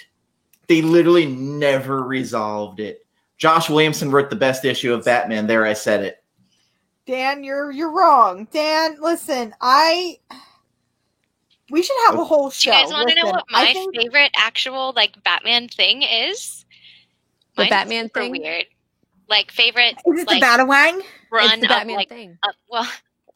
Well, Grant Morrison, when that part where Damian died, where he's like, I like Grayson, I like you, man. And then he got his head ripped off. When Damian died, or he got stabbed, whatever. Damian, when he died. Well, Sid, what's your favorite Batman thing other than the Batman thing? So yeah, Dang. other than the Batawang, The Wang thing. We stand a Batawang. so that run of All-Star Batman that Scott Snyder did Oh, really? is my absolute jam, dude. Like, I know it's so like it's such a niche one, but I enjoyed it so much. I can't get into Scott Snyder's writing of Batman. It's way too wordy for me. And I feel like this is where you stand with Batman. I feel like either you really like Tom King's Batman, or I feel like you really like Scott Snyder's Batman. I don't think there's an in between. I really don't. Yeah, my thoughts on Scott Snyder. I will say though, his Death of the Family run is probably one of the best Batman pieces. I really did like that. I'm like definitely a hoe for Scott Snyder in like every way that you could take that statement. But when I say like my favorite Batman thing, I mean like something that I read while it was happening in my life. Okay. Because of course I read the classics. Like I read Year One, I read like Dark Knight Returns, I read Long Halloween, like all the classic Batmans, right? Like I did my homework and I enjoyed them all to hell and back. Like I have my favorite list of like classic Batman comics. But as far as like since I have been actively getting monthlies, we'll say, you know, since I've been like actively following comics, my favorite like active Batman storyline for sure, Snyder's All-Star. The Court of Owls was strong, like when they were like revealing where it was hidden. It was really good, but All-Star Batman just like took something from deep within me and like clinched it tightly. I cannot explain for it. But I love the Morrison run just because of how fucking weird he took all the stuff that like people just wanted to hide and forget about. Yeah. And put it out there. Morrison made Jason Todd a redhead, and for that reason, I will never forgive him. He literally made him the redheaded stepchild. Literally. Well, did Chris Burnham do that with like an art choice? It was in his run, Dan. It counts. Give me effort here. I mean, Tom King threw out the whole fucking family, so... Dan. He did. Okay, really quick. So I've got one more like stack of stuff to give away. So I want to maybe get your thoughts on what I should do to give it away. Favorite member of the Bat family. Favorite Bat thing. Favorite Bat person. Any of those. Comment your favorite Bat person. I know mine. Or maybe even it doesn't even have to be like a Bat person. Like it doesn't need to be Batwoman or Batgirl or whoever. It could even be like Gordon or favorite Batman villain. Just I know Sid's. I know mine. In the Batman universe. So I do. Jen's. I have a copy of Bliss #1 and #2 that I'll be giving away. This is a really good, heartbreaking title. But this is all I have to show. But I assure you, I am going to throw in like 4 or 5 extra things, and more than likely they're going to be Image #1s. I've got. I know I will throw in Excellence #1. Let me think. I've got a couple of things I'm going to give away. So even though I only have Bliss #1 and Bliss #2 right here, it's going to be a lot of, there may even be an image first in there, of some things. So, comment your favorite, Bat person. So now I guess we're talking about our favorite Bat person / Bat villain. Yeah. I'll do one of each. All right. So Dan, you said you know everybody's. I want to hear what you think. So Sid's 100% her Bat person would be, of course, Nightwing. Yes, but instead of doing a hero and a villain, can I do 2 heroes? Mm-hmm. Because I also have to rep my boy Damian, because he gets so much hate and he is so underrepresented in people's lists of their favorite Bat characters. When he was with incredible character. When he was with Dick Grayson as Batman. Okay, yes. The dichotomy between them was fantastic. It is, but we Damian don't need to such a sweet summer child. But even like, since we're on the topic of Damian, even that Batman and Robin run with Peter Tomasi and Pat Gleason, I love that run. I really do. I think it's one of the best things to come out of the New 52. Yeah. And the quiet issue after Damian died, I thought was fantastic. I read that at Peter Tomasi's table, because I hadn't read it yet. And he was like, I need you to sit down and read it with me. And I was like, why? And he's like, I just want you to read it right here. So I sat there and I read the issue at a convention and cried like somebody in my family had died the whole way through it. And somebody came up to the table to get stuff signed and was like, is she okay? And he's like, oh no, she's fine. Look at what she's reading. And they looked and they were like, understandable, man. Have a good day. Like Jen's, I know, is Batwoman. 100%. Oh my God, Carrie Kelly. Fuck. Yeah, Bo said Carrie Kelly, and I totally underrepresented. I wish that there was more Carrie Kelly. We stand. Yeah. But Batwoman is like one of my all-time favorites. She really, like, I remember going to comic book stores needing to get that on a monthly basis. So always going to have a special place for me. She's great. I mean, I know we had a whole show talking about it, but like, yeah, I'm getting emotional thinking about Batwoman because she's listen, we love that representation. We love what Greg Rucka did for us. And I know I'm a little drunk, a little buzzed, but it's like, but who's your favorite Batman villain? That's the question. Punchline. No, I'm just kidding. She's cute though. She's real cute. I absolutely loved Punchline. There's some great cosplay of her. Yeah, I think that There's a lot of scissoring fanfic. Yeah, I do think that, like, I feel like Punchline was originally written as like a Harley Punchline's male scissoring fantasy. Like they just imagine them two like doing that, and that's the only reason why dudes. Oh no! Yeah, but Punchline's totally a lesbian. Yeah, I get gay vibes off of her, like 100%. So who was your favorite villain? Did I miss that? That's a really tough call. I really don't even know how to answer that. Not the Joker. Not the Joker. He's terrible. We fucking hate the Joker. Screw that dude. And maybe that makes a good villain, but I like villains that I can relate to. And I think that if a lot of times when people relate to the Joker, you're relating to the Joker for bad reasons. I really don't know the answer. I don't know. Yeah, like I don't know the answer to who my favorite villain is. Yeah, that's a really tough one. Rucka and J.H. Williams were a fantastic team for that book. And that's another one where it's like, in terms of art, that we don't see like that anymore. Williams's art is just, whew. We thank everything. So Dan, who's your favorite Bat family and who's your favorite villain? So Batgirl. I could go with Barbara or Cassandra Cain. I liked both of them a lot for different reasons. And my favorite Bat villain is I have a thing for jabronis, and Black Mask is the biggest jabroni of all. Listen, oh my God, Dan, I'm so glad you said that. Listen, Black Mask is so hot. Why is he hot? I don't fucking know. But him in the white suit with the mask. He is hot, though. He's so hot. During that Judd Winnick run, the Under the Red Hood, where he's like... I was going to say he's really hot in Red Hood and the Outlaws. Yes. He's just one of those dumb villains where it's like, you don't understand why they like them, but when they show up in the book, you're just like, okay, awesome, I'll buy it because Black Mask is in here.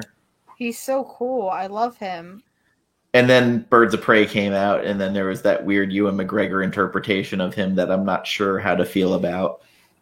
Yeah, I wish that they had made his character more aggressively queer and not queer baiting in a weird way. Like, Thank you. Just make him gay, you cowards. Just hold on. Did Ewan McGregor play Black Mask? Yes, in Birds of Prey. Birds of Prey was actually like I enjoyed Birds of Prey a lot. I like it as a movie. I really like it. I wanted so much more of Mary Winstead as Huntress. I like it as just a fun girl gang, but I think it's a terrible comic book adaptation. I really do. That's fair. This is one of those things that happened when I was abroad that I just, until you guys just said that out loud now, I forgot was a thing that existed. Much to think about. You can watch it when you move in. Like I somehow ambient ordered the 4K Blu-ray, and I got it on digital, so you can watch sure. it. Somehow, I take no responsibility. Journey Smollett as Black Canary, like I was like in love with. She cute as shit. Yeah. She cute as shit. I wish she had more screen time. I wish she was able to do more. Yeah, like that was like a thing for me because I was like, she is just absolutely fucking stunning, and I'm like, oh, there's a movie going on. Right. Yes. So yeah, Cassandra Cain, weirdly, like I hate what they've done with her lately because I thought she was really coming along before New 52 launched and everything reset, and then they brought her back in that weird, I forget what series, Batman, Robin, Eternal. Batman Eternal. Yeah, and it just did not work for me. I want to go ahead and finish up the giveaway that I've got because I've got a couple names here. So I've got 6 names here. I'm going to go ahead and let it pick another name. I'm going to go ahead and start. We'll see here. Starting random name picker. Gambit! Yay! Okay. So Gambit, message me your address and I'll send you. It's going to end up being Bliss number 1, Bliss number 2. 100% more with a whole bunch Helena. of other image number 1s. So message me your address, friend. Yay. That's everything that I have. Okay, now, Dan, so you picked everybody's stuff but mine. I want to see if you can guess mine. Your see, like Batman. Villain and or Bat Family. You want me to pick it? Whoever thinks of who I'm going to pick. If you watch so my I've seen you've got Red Hood vibes because you've kind of been hot for him. I've seen some posts about him. I'm thirsty as hell for Jason Todd, so yeah. Dan wins for that one. I think Hush is going to be your favorite villain. Damn. I'm glad I've got 2 people that care about me because I've been found out. Yeah. How did you know that? Listen, Hot damn. Hush, because I talk about Hush in every single video I think I've ever done. Hush, for some reason, there's something about somebody that just knows so much about you and wants to use that against you that I find really, really attractive. It's kind of psychopathic. He's just very really revealing. Cute. Okay. He's very cute, and Thomas Elliott DM'd me. He got a facelift to make him look like Bruce. Shh, we don't talk Bruce about that. Cute. Bruce Listen, that's dedication, Dan. It's dedication. But yeah, I'm definitely a Red Hood and a Hush lady. Okay. Scumbag boyfriend army forever. So Jen, what are our picks this week? Wow, that was so. We derailed in the most delightful way, and I absolutely enjoyed it so much. Since we've already been here for over almost 2 hours, do you want to keep speed run? Speed run, okay. Let me go ahead and take a look at my stack here. We already talked about 10 of Swords. I think that my 3 that I would talk about this week. Man, there was a lot of stuff that came out this week. But I think that the 3 that I would want to talk about the most, Stargazer was incredible. It really went somewhere, but it didn't make it to the top. One would be The Other History of the DC Universe was so freaking good. I don't know if anyone else. I like that larger format. I really do. It's growing on me. It lets the art breathe. I think, too, what I like about it, I mean, maybe at first I didn't love it because it just annoyed me that I had to go and pick up magazine boards and bags, but I got them now, so I'm like, okay, this is good. But, I was reading this, and just this Watchmen throwback with Reagan with the blood on it, and it says "Make America Great Again," and I'm just like, damn, call them out. So I really I love that. I love the conversations that this is having. I'm definitely going to be adding this to my pull list for sure. How many is it going to be? I didn't even see. I don't even know. It could be 100, and I will keep it on my pull list. I thought it was going to be 3. Okay, that makes sense. That sounds right, because let me think. Wonder Woman Dead Earth was 4. All the other ones have been like 3 or 4, so that sounds completely correct. Do you want me to just go through the rest that I have? Yeah. Okay. And then the next one is going to be Colonel Weird, Cosmagog, number 2. So freaking emotional, and I love Colonel Weird. And this one's weird. It's delightful. I love Black Hammer. God damn, this was a good book.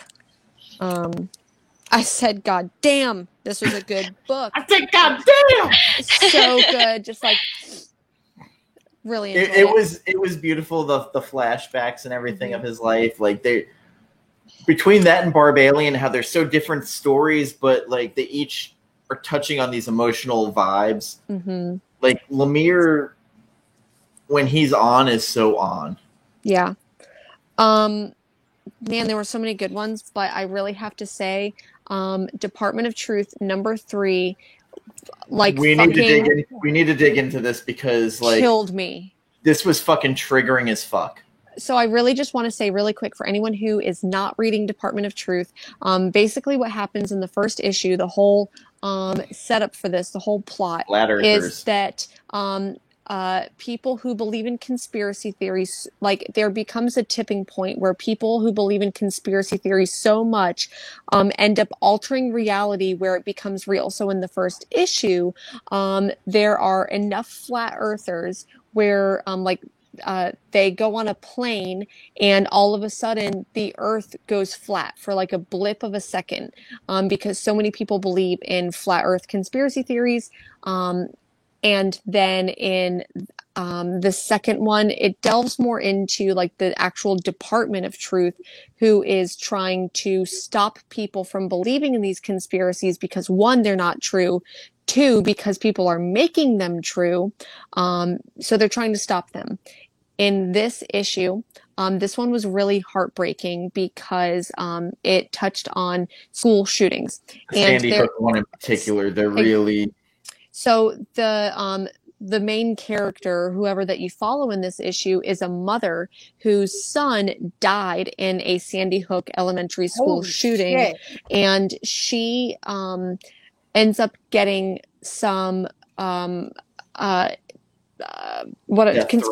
death threats and conspiracy theories. So she's going down this wormhole, and people are believing in these conspiracy theories so much about, if anyone doesn't know, there are actually people who believe Sandy Hook didn't happen, that it was a thing by people who want to see gun control. Yeah, people who want to see gun control, to control guns.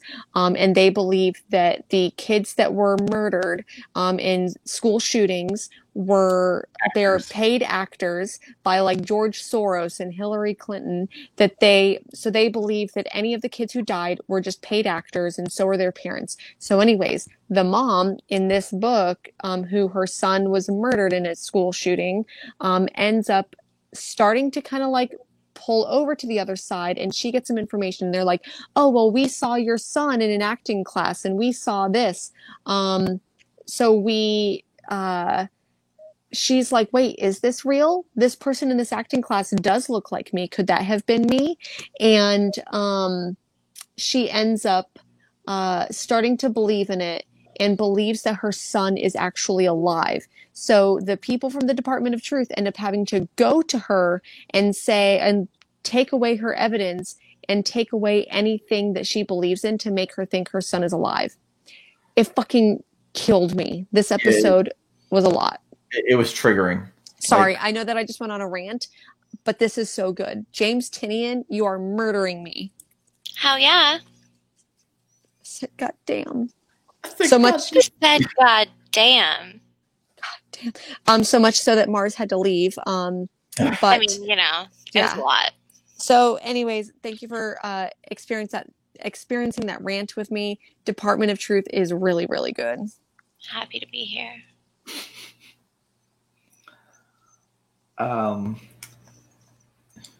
Okay, so I Walk with Monsters, number 1. So this has hard candy vibes. It is a girl going after sexual predators, and she has a partner with her that becomes a monster and eats the predators. Yeah. Cool. That sounds good. It's one of those books that can go either way. There's a premise there that I kind of enjoy. It's creepy as fuck, and they show what this girl went through in her life, where basically her brother was sold off to a important government man, who they don't know who it is, and it sounds like the memories have been blocked out. Yes. I was pretty fascinated. I'm in for the next issue. I'm sitting at like a 7 on it. Like I was interested enough to keep going. And again, Hard Candy was one of those movies that I think everybody should watch just to creep them the fuck out. It's a cool movie. Yes. Especially when she neuters Night Owl. Yeah. Dune House Atreides number 2. It gives us a little bit of everything. We get the Bene Gesserit in there finally. A lot of Pardo Kynes, Liet Kynes' father. Mm-hmm. We get to see the breeding program sheet, the facts. Mm-hmm. And we get to see, because they are basically saying, okay, in the next couple generations, we're going to see the Kwisatz Haderach. Yes. So we need to breed a female, and the most likely of candidates is Baron Harkonnen. Jennifer got A Girl Walks Home Alone at Night. Such a good. That was last week though? Yes. Yeah. A Girl Walks Home Alone at Night. Incredible story. It was so good. I love that one. Yeah. So in this book also, Raban goes after one of the worms and hooks explosives up to it. He wants a prize, and it breaks into a larva. Wow, that goes against my religion. Yes. Beast tripping. And he was very angry about it. He's like, damn you, I need to go get a better beast when I get to, was it Getty Prime that he was trying to get to? Yeah. Yeah, little does he fucking know, huh? Mm-hmm. Oh, boy. Now, I have a legitimate question. As somebody who is interested in Dune but has never read Dune, because I can't tell you the last time I read a real book, could I read this Dune comic without reading Dune? You can, because it's a prequel. Yes, okay. And I do feel like they give a lot of nods to the book. So what I would probably recommend is, though, even though the 1984 David Lynch Dune adaptation is not a faithful adaptation to the book, they take a lot of liberties with things. Okay. I would almost say, instead of reading the book, because it is a lot, go ahead and watch the Lynch movie and then maybe dive into this and see. Yeah, because I have such an interest in Dune, and I'm really excited for the movie to come out. I mean, I'm not as excited as you are, because I don't think anybody can beat that. But I struggle ever since I really, really started reading comics. I struggle to read like actual books, and I tried reading Dune because my grandmother has like an original edition, so I was trying to read it, and I can't get into it. I'm struggling. So Cinia struggled, and Buddy reading it with us, going through the show, made it easier for her. And even Sid said, like, the first 100 pages make you feel like you're a fucking idiot. Yeah, because there's a lot of nuance, and there's a lot of new things that they're terminology that they're throwing at, but 100% worth it. Okay. But now, like, Cinia is angry at a character in it. Mm-hmm. Like, legit angry. Cinia always gets angry at characters. Like, that's just in her character to get angry at people. To be fair, though, this character deserves it. He's our main protagonist, too. She's like, this motherfucker is Kylo Ren. Mm-hmm. But that's kind of the subplot to this story, is that into the series, is that you aren't supposed to follow charismatic leaders. That ultimately doing this, it may feel good, but they, even with a terrible purpose or a good purpose, that they end up destroying some things sometimes, but it's really good. Mm-hmm. Can I just put in my 2 cents on Dune? Because I don't really have a whole lot of sense on Dune. But listen, Oscar Isaac Dune can fucking get it. Listen, DM me, step on me, do whatever you need to, Mr. Isaac. Listen, please. Let me explain. Because Duke Leto was hot before he was Oscar Isaac.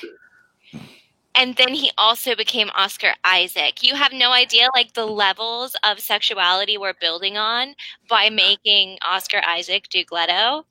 So I wake up one day and I see the casting stuff. We're done for. And then her Twitter, it's going, I just got impregnated by these Vanity Fair images. Yeah. By his beard specifically. I mean, his beard. And, like, the fact that he's now going to be Moon Knight, like.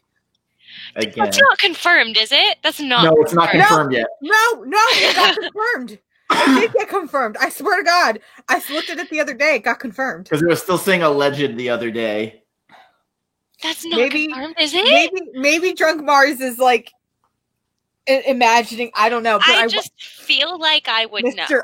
Mr. Isaac, please DM me and then DM Sid because I think that she is also worthy.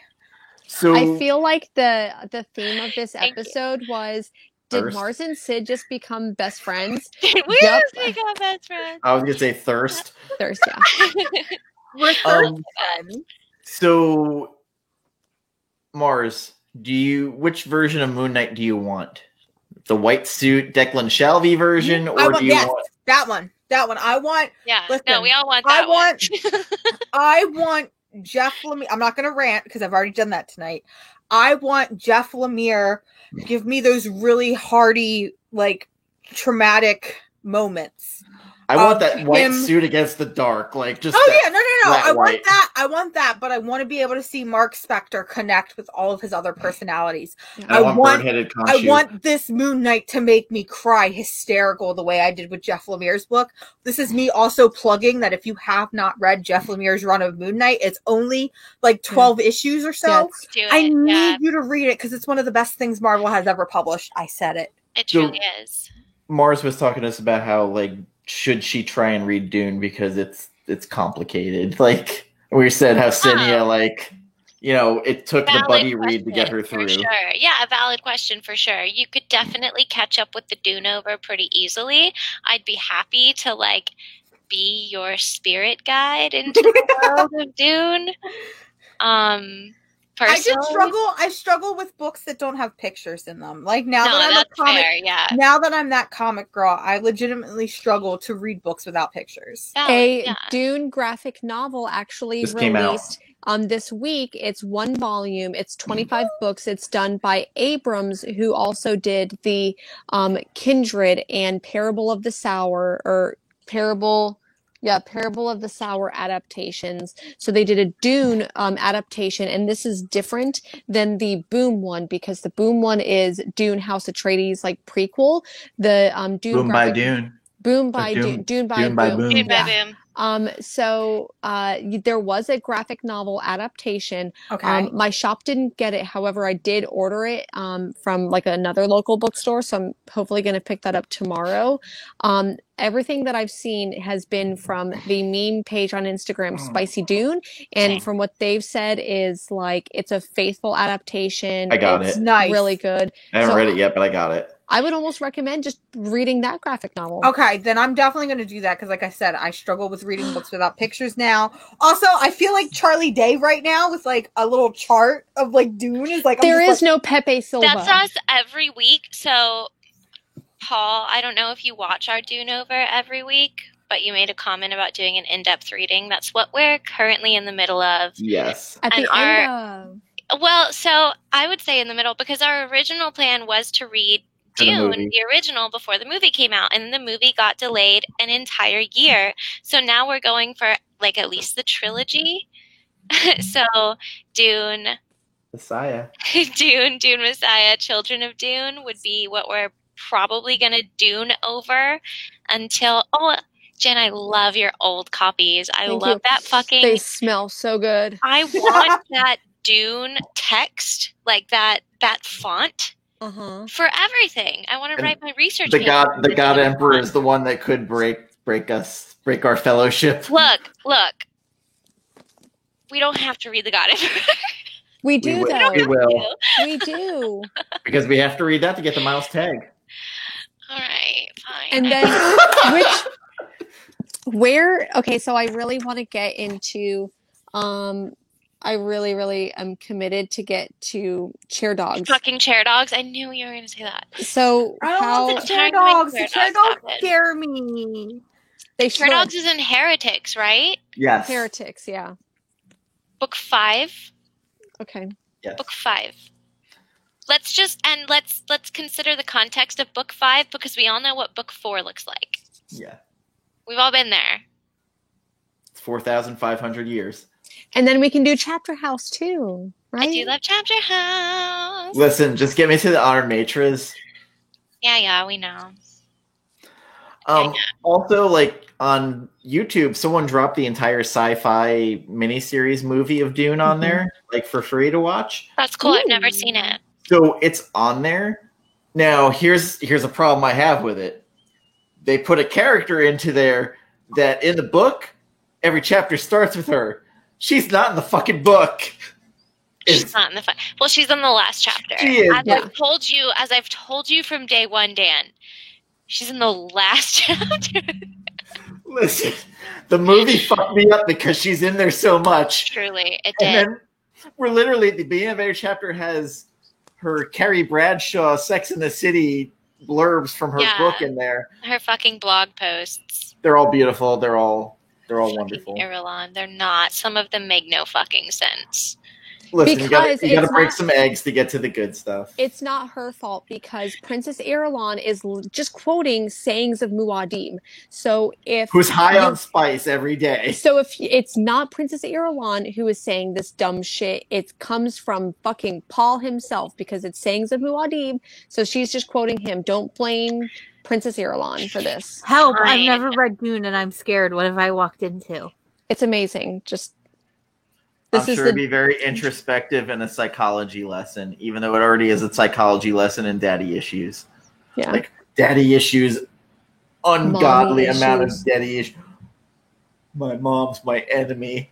I'm afraid. I would like to say, just looking at the screenshots that Spicy Dune has posted of the graphic novel, I'm really disappointed in the Duke Leto representation.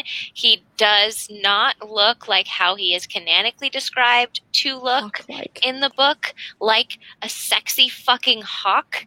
Yeah. Where is it? Sid's coming in here with the real fucking facts and what I really need out of Dune. Thank you, Sid. So, hawk-like features he does not have in the book, the graphic novel. So just like Jen, the only bits I've seen from this graphic novel have been posted by Spicy Dune on Instagram, and I mean, with my hawk eyes, with my Leto vision, I zoned in on the most important parts of the art, and I was let down by the representation of the finest character in all of Dune lore. Princess Irulan's not there. Duke Leto the First. The two. I have a proposition. Uh-oh. I know that we're doing our next graphic novel book club is going to be All-Star Superman. Maybe, and I would be even happy to do it on my channel to do graphic novel book club with Dune. To do the Dune graphic novel, and I'll read it. Do that. Yeah, I'd love to do that. I'll have to get it. I can get you a copy. So I'll have to give it a little time. Yeah. But hell yeah. Let's Dune it. Let's Dune it. Consider it Dune. I don't know. Like, we already made Sid almost drop dead the other week when we did our little puns with Don't start with a toothsayer. No, stop it. I'm sensitive. Her favorite line in the book is someone screaming "the tooth." The tooth. The tooth. It doesn't make any fucking sense out of context, but once you read the book, you'll fucking get it.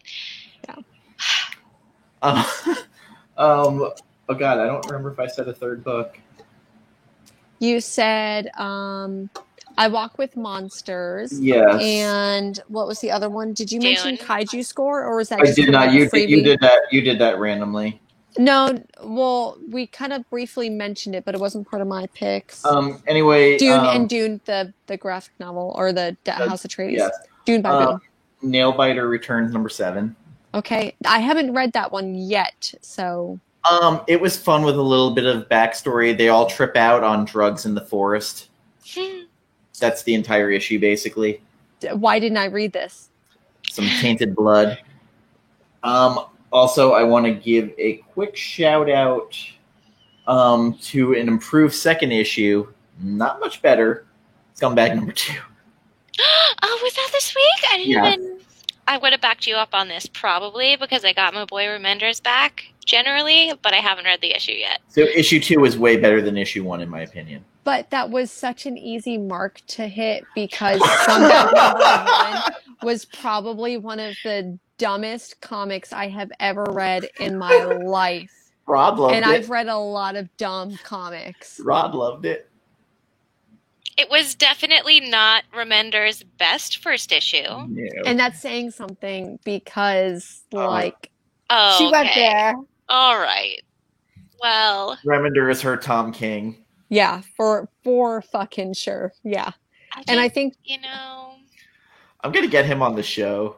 So please. You can ask him about his, I will. if Black Science was him talking about him cheating on his wife, because that was your hot take. That was. I don't think he did. I don't think so. I don't think so either, but let her have her moment. Yeah. I just want to watch that ship sink going, go ahead, Jen. Yeah. Just kind of like when I tagged you in when you said Steve Orlando is a tiny little thirst trap. I don't know. I don't remember saying tiny little thirst trap. You did. But, okay. But he is, though. It's not that's a negative thing to say. No. I take it back, though, because he's a huge thirst trap. I appreciate the thirst trap pictures that I get from him. Because she talked about it, I was like, well, that is now in the clip I'm cutting. Yes. Of course. Yes. Philadelphia #10. Good backstory issue. Elysium Gardens backup issue. And he has Sienkiewicz with Jason Shawn Alexander on the next issue. On the art on Elysium. More of the backstory of Toppy. Toppy, yeah. Fantastic issue. Kind of could be considered filler, but I thought it was pretty damn good.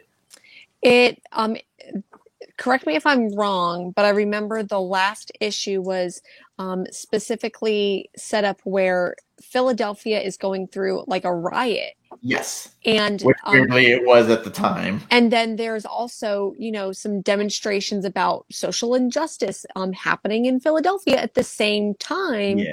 And so that was very weird to read. So for me, this issue was a little bit better because not necessarily that it tones it down, but it explains a little bit more of the context of what's going on, I guess. And then, of course, getting to see Toppy. And I think that because now there's 2 more issues, there should be 11 and 12 before 11 and 12 before the trade. And so for some reason I thought that this one was the end, but so anyways, there's 2 more. Was the first one? Sorry, whatever. Jupiter going after Abigail at the end. I can definitely see some Game of Thrones style shit happening in the next issue. I got to run to the bathroom real fast, so go ahead with your next books. Oh, so I don't necessarily have obviously I bought a ton of stuff. Can I pick a book? Yeah, pick a book. Yay! Mars has been there waiting. Yeah. So, Suicide Squad number 11, which is the final issue, and it feels so bittersweet because I picked this run up on a whim because it was Tom Taylor. It was Suicide Squad. I'm a huge fan of the New 52 Suicide Squad. And this run introduced the Revolutionaries, which I think is a fantastic cast of characters, unlike we've ever seen. This book literally has 11 first appearances. And what I really loved about the Unkillables is the representation. We got to see lesbian characters. We got to see a non-binary character. And I feel like the characters is what made it for me. And the fact that we have hit the final issue makes me feel so bittersweet because it was so good, but at the same time, I wish that it had been longer. And I feel like overall, Suicide Squad is a precursor to a Revolutionaries book. I feel like we are going to see a Revolutionaries book because to spoil it, it's a spoiler, but not really a spoiler. It literally is just like the Suicide Squad is dead. It's time for the revolution. And it's the revolutionaries walking off into like a sunset shadow type thing. And I'm like, okay, we're setting up for a Revolutionaries book. And that makes me really excited because this is such a wonderful cast of characters, of genders, sizes, colors, you name it. It's the greatest source of representation we've seen from DC Comics. So the fact that we are going to get to see more of them, I am so unbelievably happy and excited about. There's no Revolutionaries for Future State. Like that's not. No, they are not in it at all. So there is a Suicide Squad in Future State, but it is not the Revolutionaries. It is like the villains. Okay. Or like the heroes. Yeah, look at the heroes. Really weird. It's really bizarre, but it has nothing to do with Tom Taylor's run. Okay. Did I say Tom King before? I feel like I said Tom King. You said Tom Taylor, I think. It's Tom Taylor and also Bruno Redondo. Thank you, sir, for drawing some of the most attractive characters I have ever seen in comics. Female, male, non-binary, or otherwise.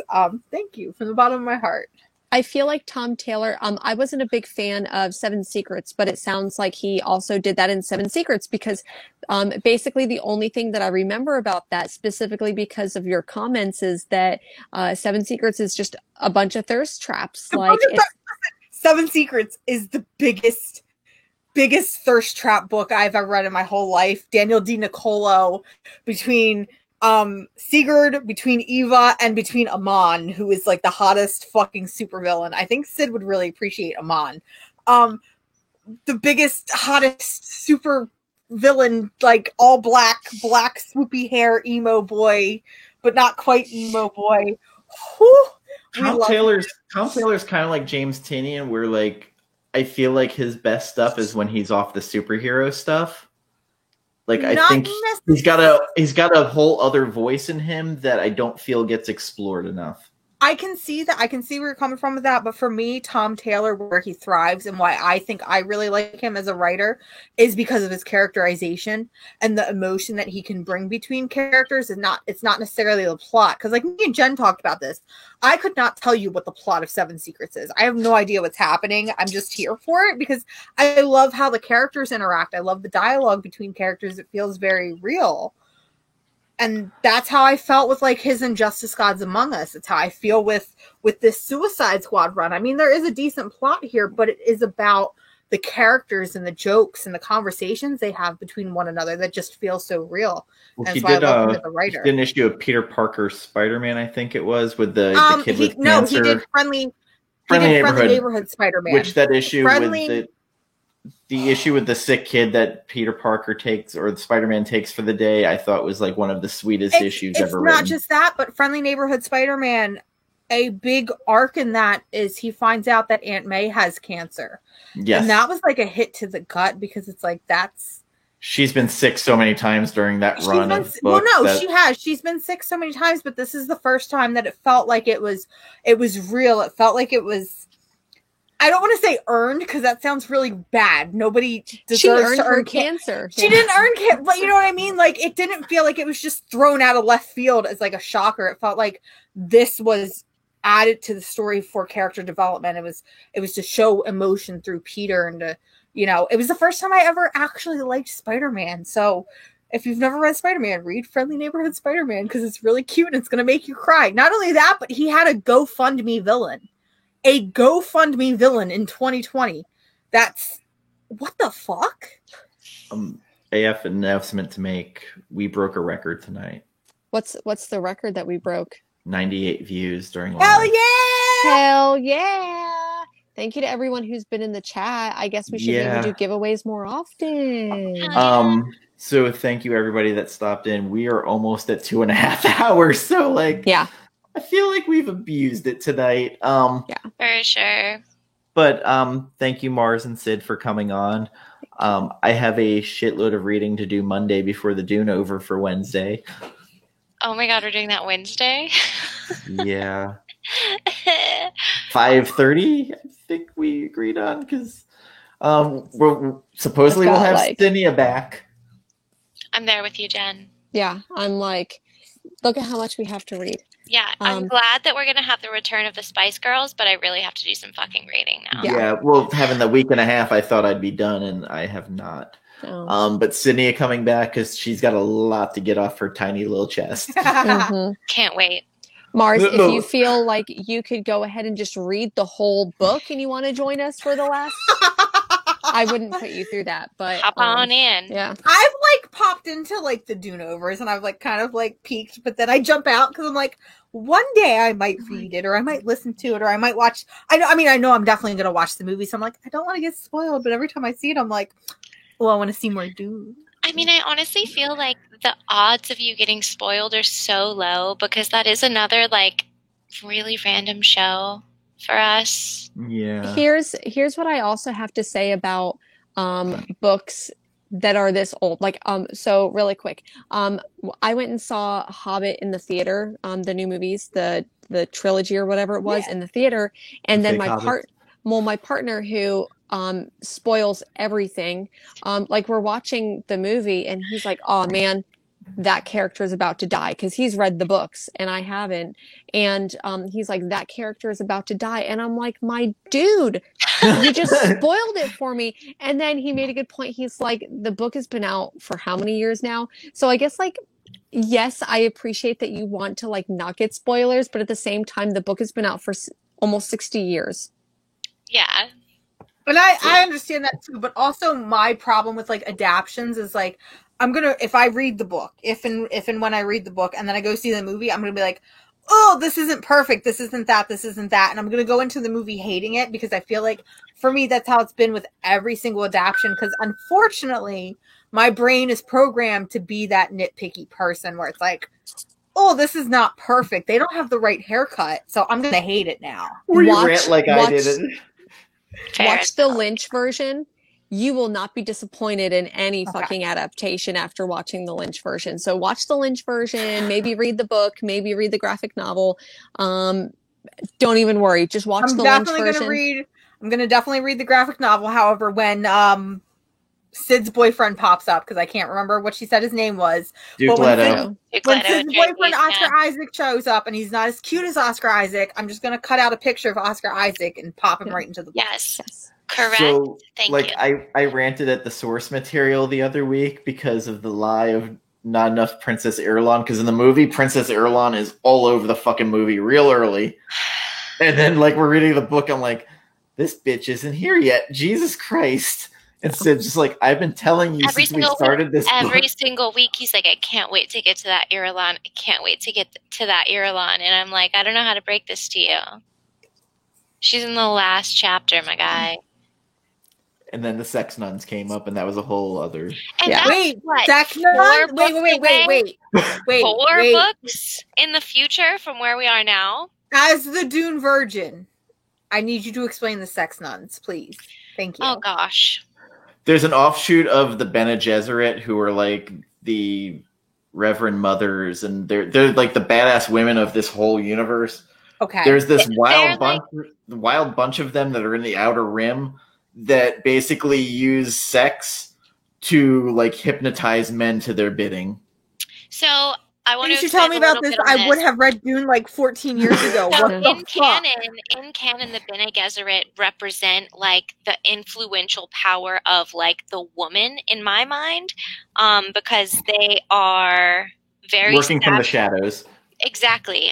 They have like basically like a breeding program. They send their like Bene Gesserit maidens or women to like be concubines or to serve in different houses, and through that they can like acquire different bloodlines and different children that come from different genetic backgrounds, so that they can create the ultimate sort of being that they are looking to create through their womanly wiles. You know, they have their own thing going on. They are kind of driving the background of the politics and this whole like interspatial setting. the weirding way. So I don't know. They're Listen, badass. They're very political, and they're very sort of straight-laced. They do use seduction to get access to the people that they need to, but 5,000 years in the future, okay, there's been like a splinter cell group of Bene Gesserit that have broken off and have become literal BDSM nuns. Yes. I don't know who these women are, but I would pledge myself to them fully. Oh, Jen no, gets yeah. it. Yeah. So there's this Perfect. character Miles Tegg that shows up, and they're basically chasing him around, trying to. Like, same. But the Bene Gesserit also, they're like so powerful that if people knew how powerful they were, they would never let them near them. And Why didn't you guys lead with sex? That's why I say it's like the power of the woman, because they are on the sidelines, like they are in the background whispering in the emperor's ear, right? They're not the emperor. So But Paul's they're mother violent. is one of them, and there's a part where they're in the desert where they're like, well, just leave her to die. And she beats the shit out of one of the desert leaders, Stilgar. And she's like, oh, did I break your nose? And he's like screaming. And they're so the way that they operate is so like they go to this like school to learn how to do all of these things, or that they're there, and their ways are so mysterious that they're considered like witches or like witchcraft. And so Jessica, Lady Jessica, the main BG of the book, can use something called the voice, and she can just speak something and people understand So she's it. like the dictator. Sort of. Well, somewhat a little bit. Okay, She can make people do stuff or feel stuff. yeah. They're very manipulative, and they all serve a main purpose. And So you've basically just described Ash from Die. Kieran Gillian, I'm gonna need you to pop in here right now and explain. But like it's a whole sisterhood. It's like a whole like historical sisterhood that's been built for generations, that like acts as one of the ruling, like controlling forces within like the political and religious system that exist. They have a breeding Incredible. program trying to create this super being. Yes. Point is, they're incredible, and Dan is just waiting for them to just like become the BDSM nuns that they become in 5,000 years, which is not any less incredible, but it is a different thing. To be fair though, I have a super crush on Siona because she's awesome. this is all not in Dune. The entire it's Frank Herbert wrote these books in the 60s and 70s. Yeah. Goddamn, we're at hour 2, but just plan on being here for another 2 hours. So he wrote all of these books. There's 5 main titles that he wrote. His sons took over. Son and 6. Okay, yeah. So then his sons took over when he passed away, and it's a whole thing. Yeah. There were meant to be 7 in the Dune chronology. As far as I know, you guys have read the histories and stuff that I haven't read, but my like basic knowledge of it is there were meant to be 7. Frank Herbert died after publishing 6. The 7th was written by Brian Herbert. I couldn't make it through it. I couldn't stomach it myself. But it's long. Yes, and there's seeds planted in the early books that you're like, what is this fucking gibberish that they're talking? Like, now that we've read a lot of them, it's like, oh. Mm-hmm. And my favorite little tidbit of knowledge about Dune is that Mr. Herbert was a failed journalist. He wrote a really shitty article about dune ecology here in Oregon, and his editor was like, this is so bad, but then ended up taking the science behind actual dunes in Oregon on the coast, and he made it into this whole world. So it would have just been an original like article that would have been, you know, a fucking BuzzFeed article, that it was too crappy, and he went ahead and went off the rails with it. Sorry, Barbarian Kung Fu. Like it just happened. Sorry, man. Yeah. Welcome to the Dune Over 13.5. Yeah. I do have to go in like 5 minutes. I'm gonna we are. with my mom. Yeah, I think we got to end this. We've been streaming for like a million years. Yeah. Yeah. Luckily, I'm not on the StreamYard time limit anymore. Mm-hmm. But thank you everybody who came in.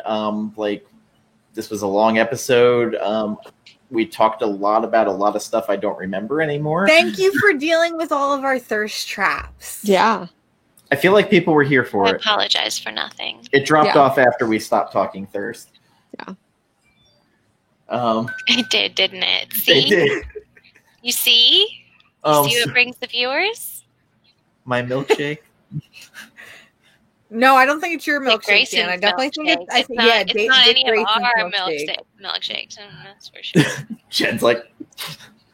These two. Yeah. So join us on Wednesday for the actual Dune Over at 5 p.m. And I guess Sid and I are... Not Sid. Oh, Jesus Christ. Jen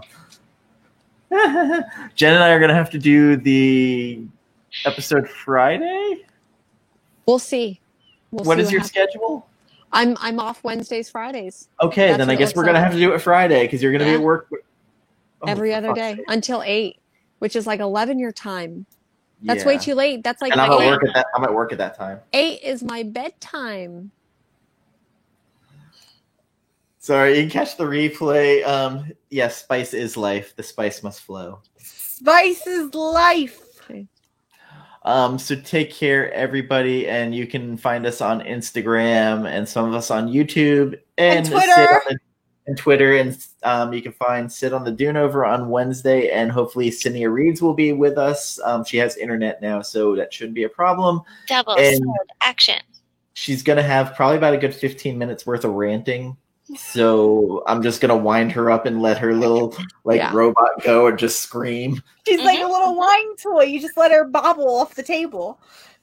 Literally, there's a couple of episodes she's like, "What the fuck?" And then I got text during the last episode where she's like, "Fuck Paul, fuck him, fucking emo boy, Kylo Ren, motherfucker." Yes. What? Yeah. Dr. Manhattan bullshit. Blah blah blah. Fair. Yeah. It's fair. Oh no, I love it. Her ranting is much appreciated because she is a treasure and a gift, and we need to protect her. Yes. Oh, every episode she's been gone. Sid's been like, "There is a void. There's something missing here." And Sydney is here for himbos. Yes, that is her brand, apparently. Mm-hmm, mm-hmm. Yeah. Mine is sex nuns and women who type out gibberish every chapter. And Sid loves hawk-nosed guys. Mine's just Duke Leto. Although, 24/7. No, he's not a himbo. No, he's way too smart to be a himbo. Yeah. I don't know. If he looks like a himbo, he's a himbo. He's also not very nice. Duncan, Idaho. So he's part of Momoa. the scumbag boyfriend army? Jen, please confirm. He's two men. There's the part that's not around his people. That's a very gentle lover. Mm-hmm. And then there's the guy who's a dick 24/7. I want that one. I would say that Paul is definitely shitty boyfriend. Scumbag boyfriend army. I got it. Perfect. Yeah. Thank you. I'm also here for Alia, Saint Alia of the Knife. Yeah. Yes. In future times, we will get Alia. For the next stream, we will. We'll start it. Yeah. Well, after this next stream. Or I guess she's kind of in the we get her. Yeah. We get her at the end for sure. Okay, so I'm always bad at ending these. So long, take care, farewell, and trap that thirst. Trap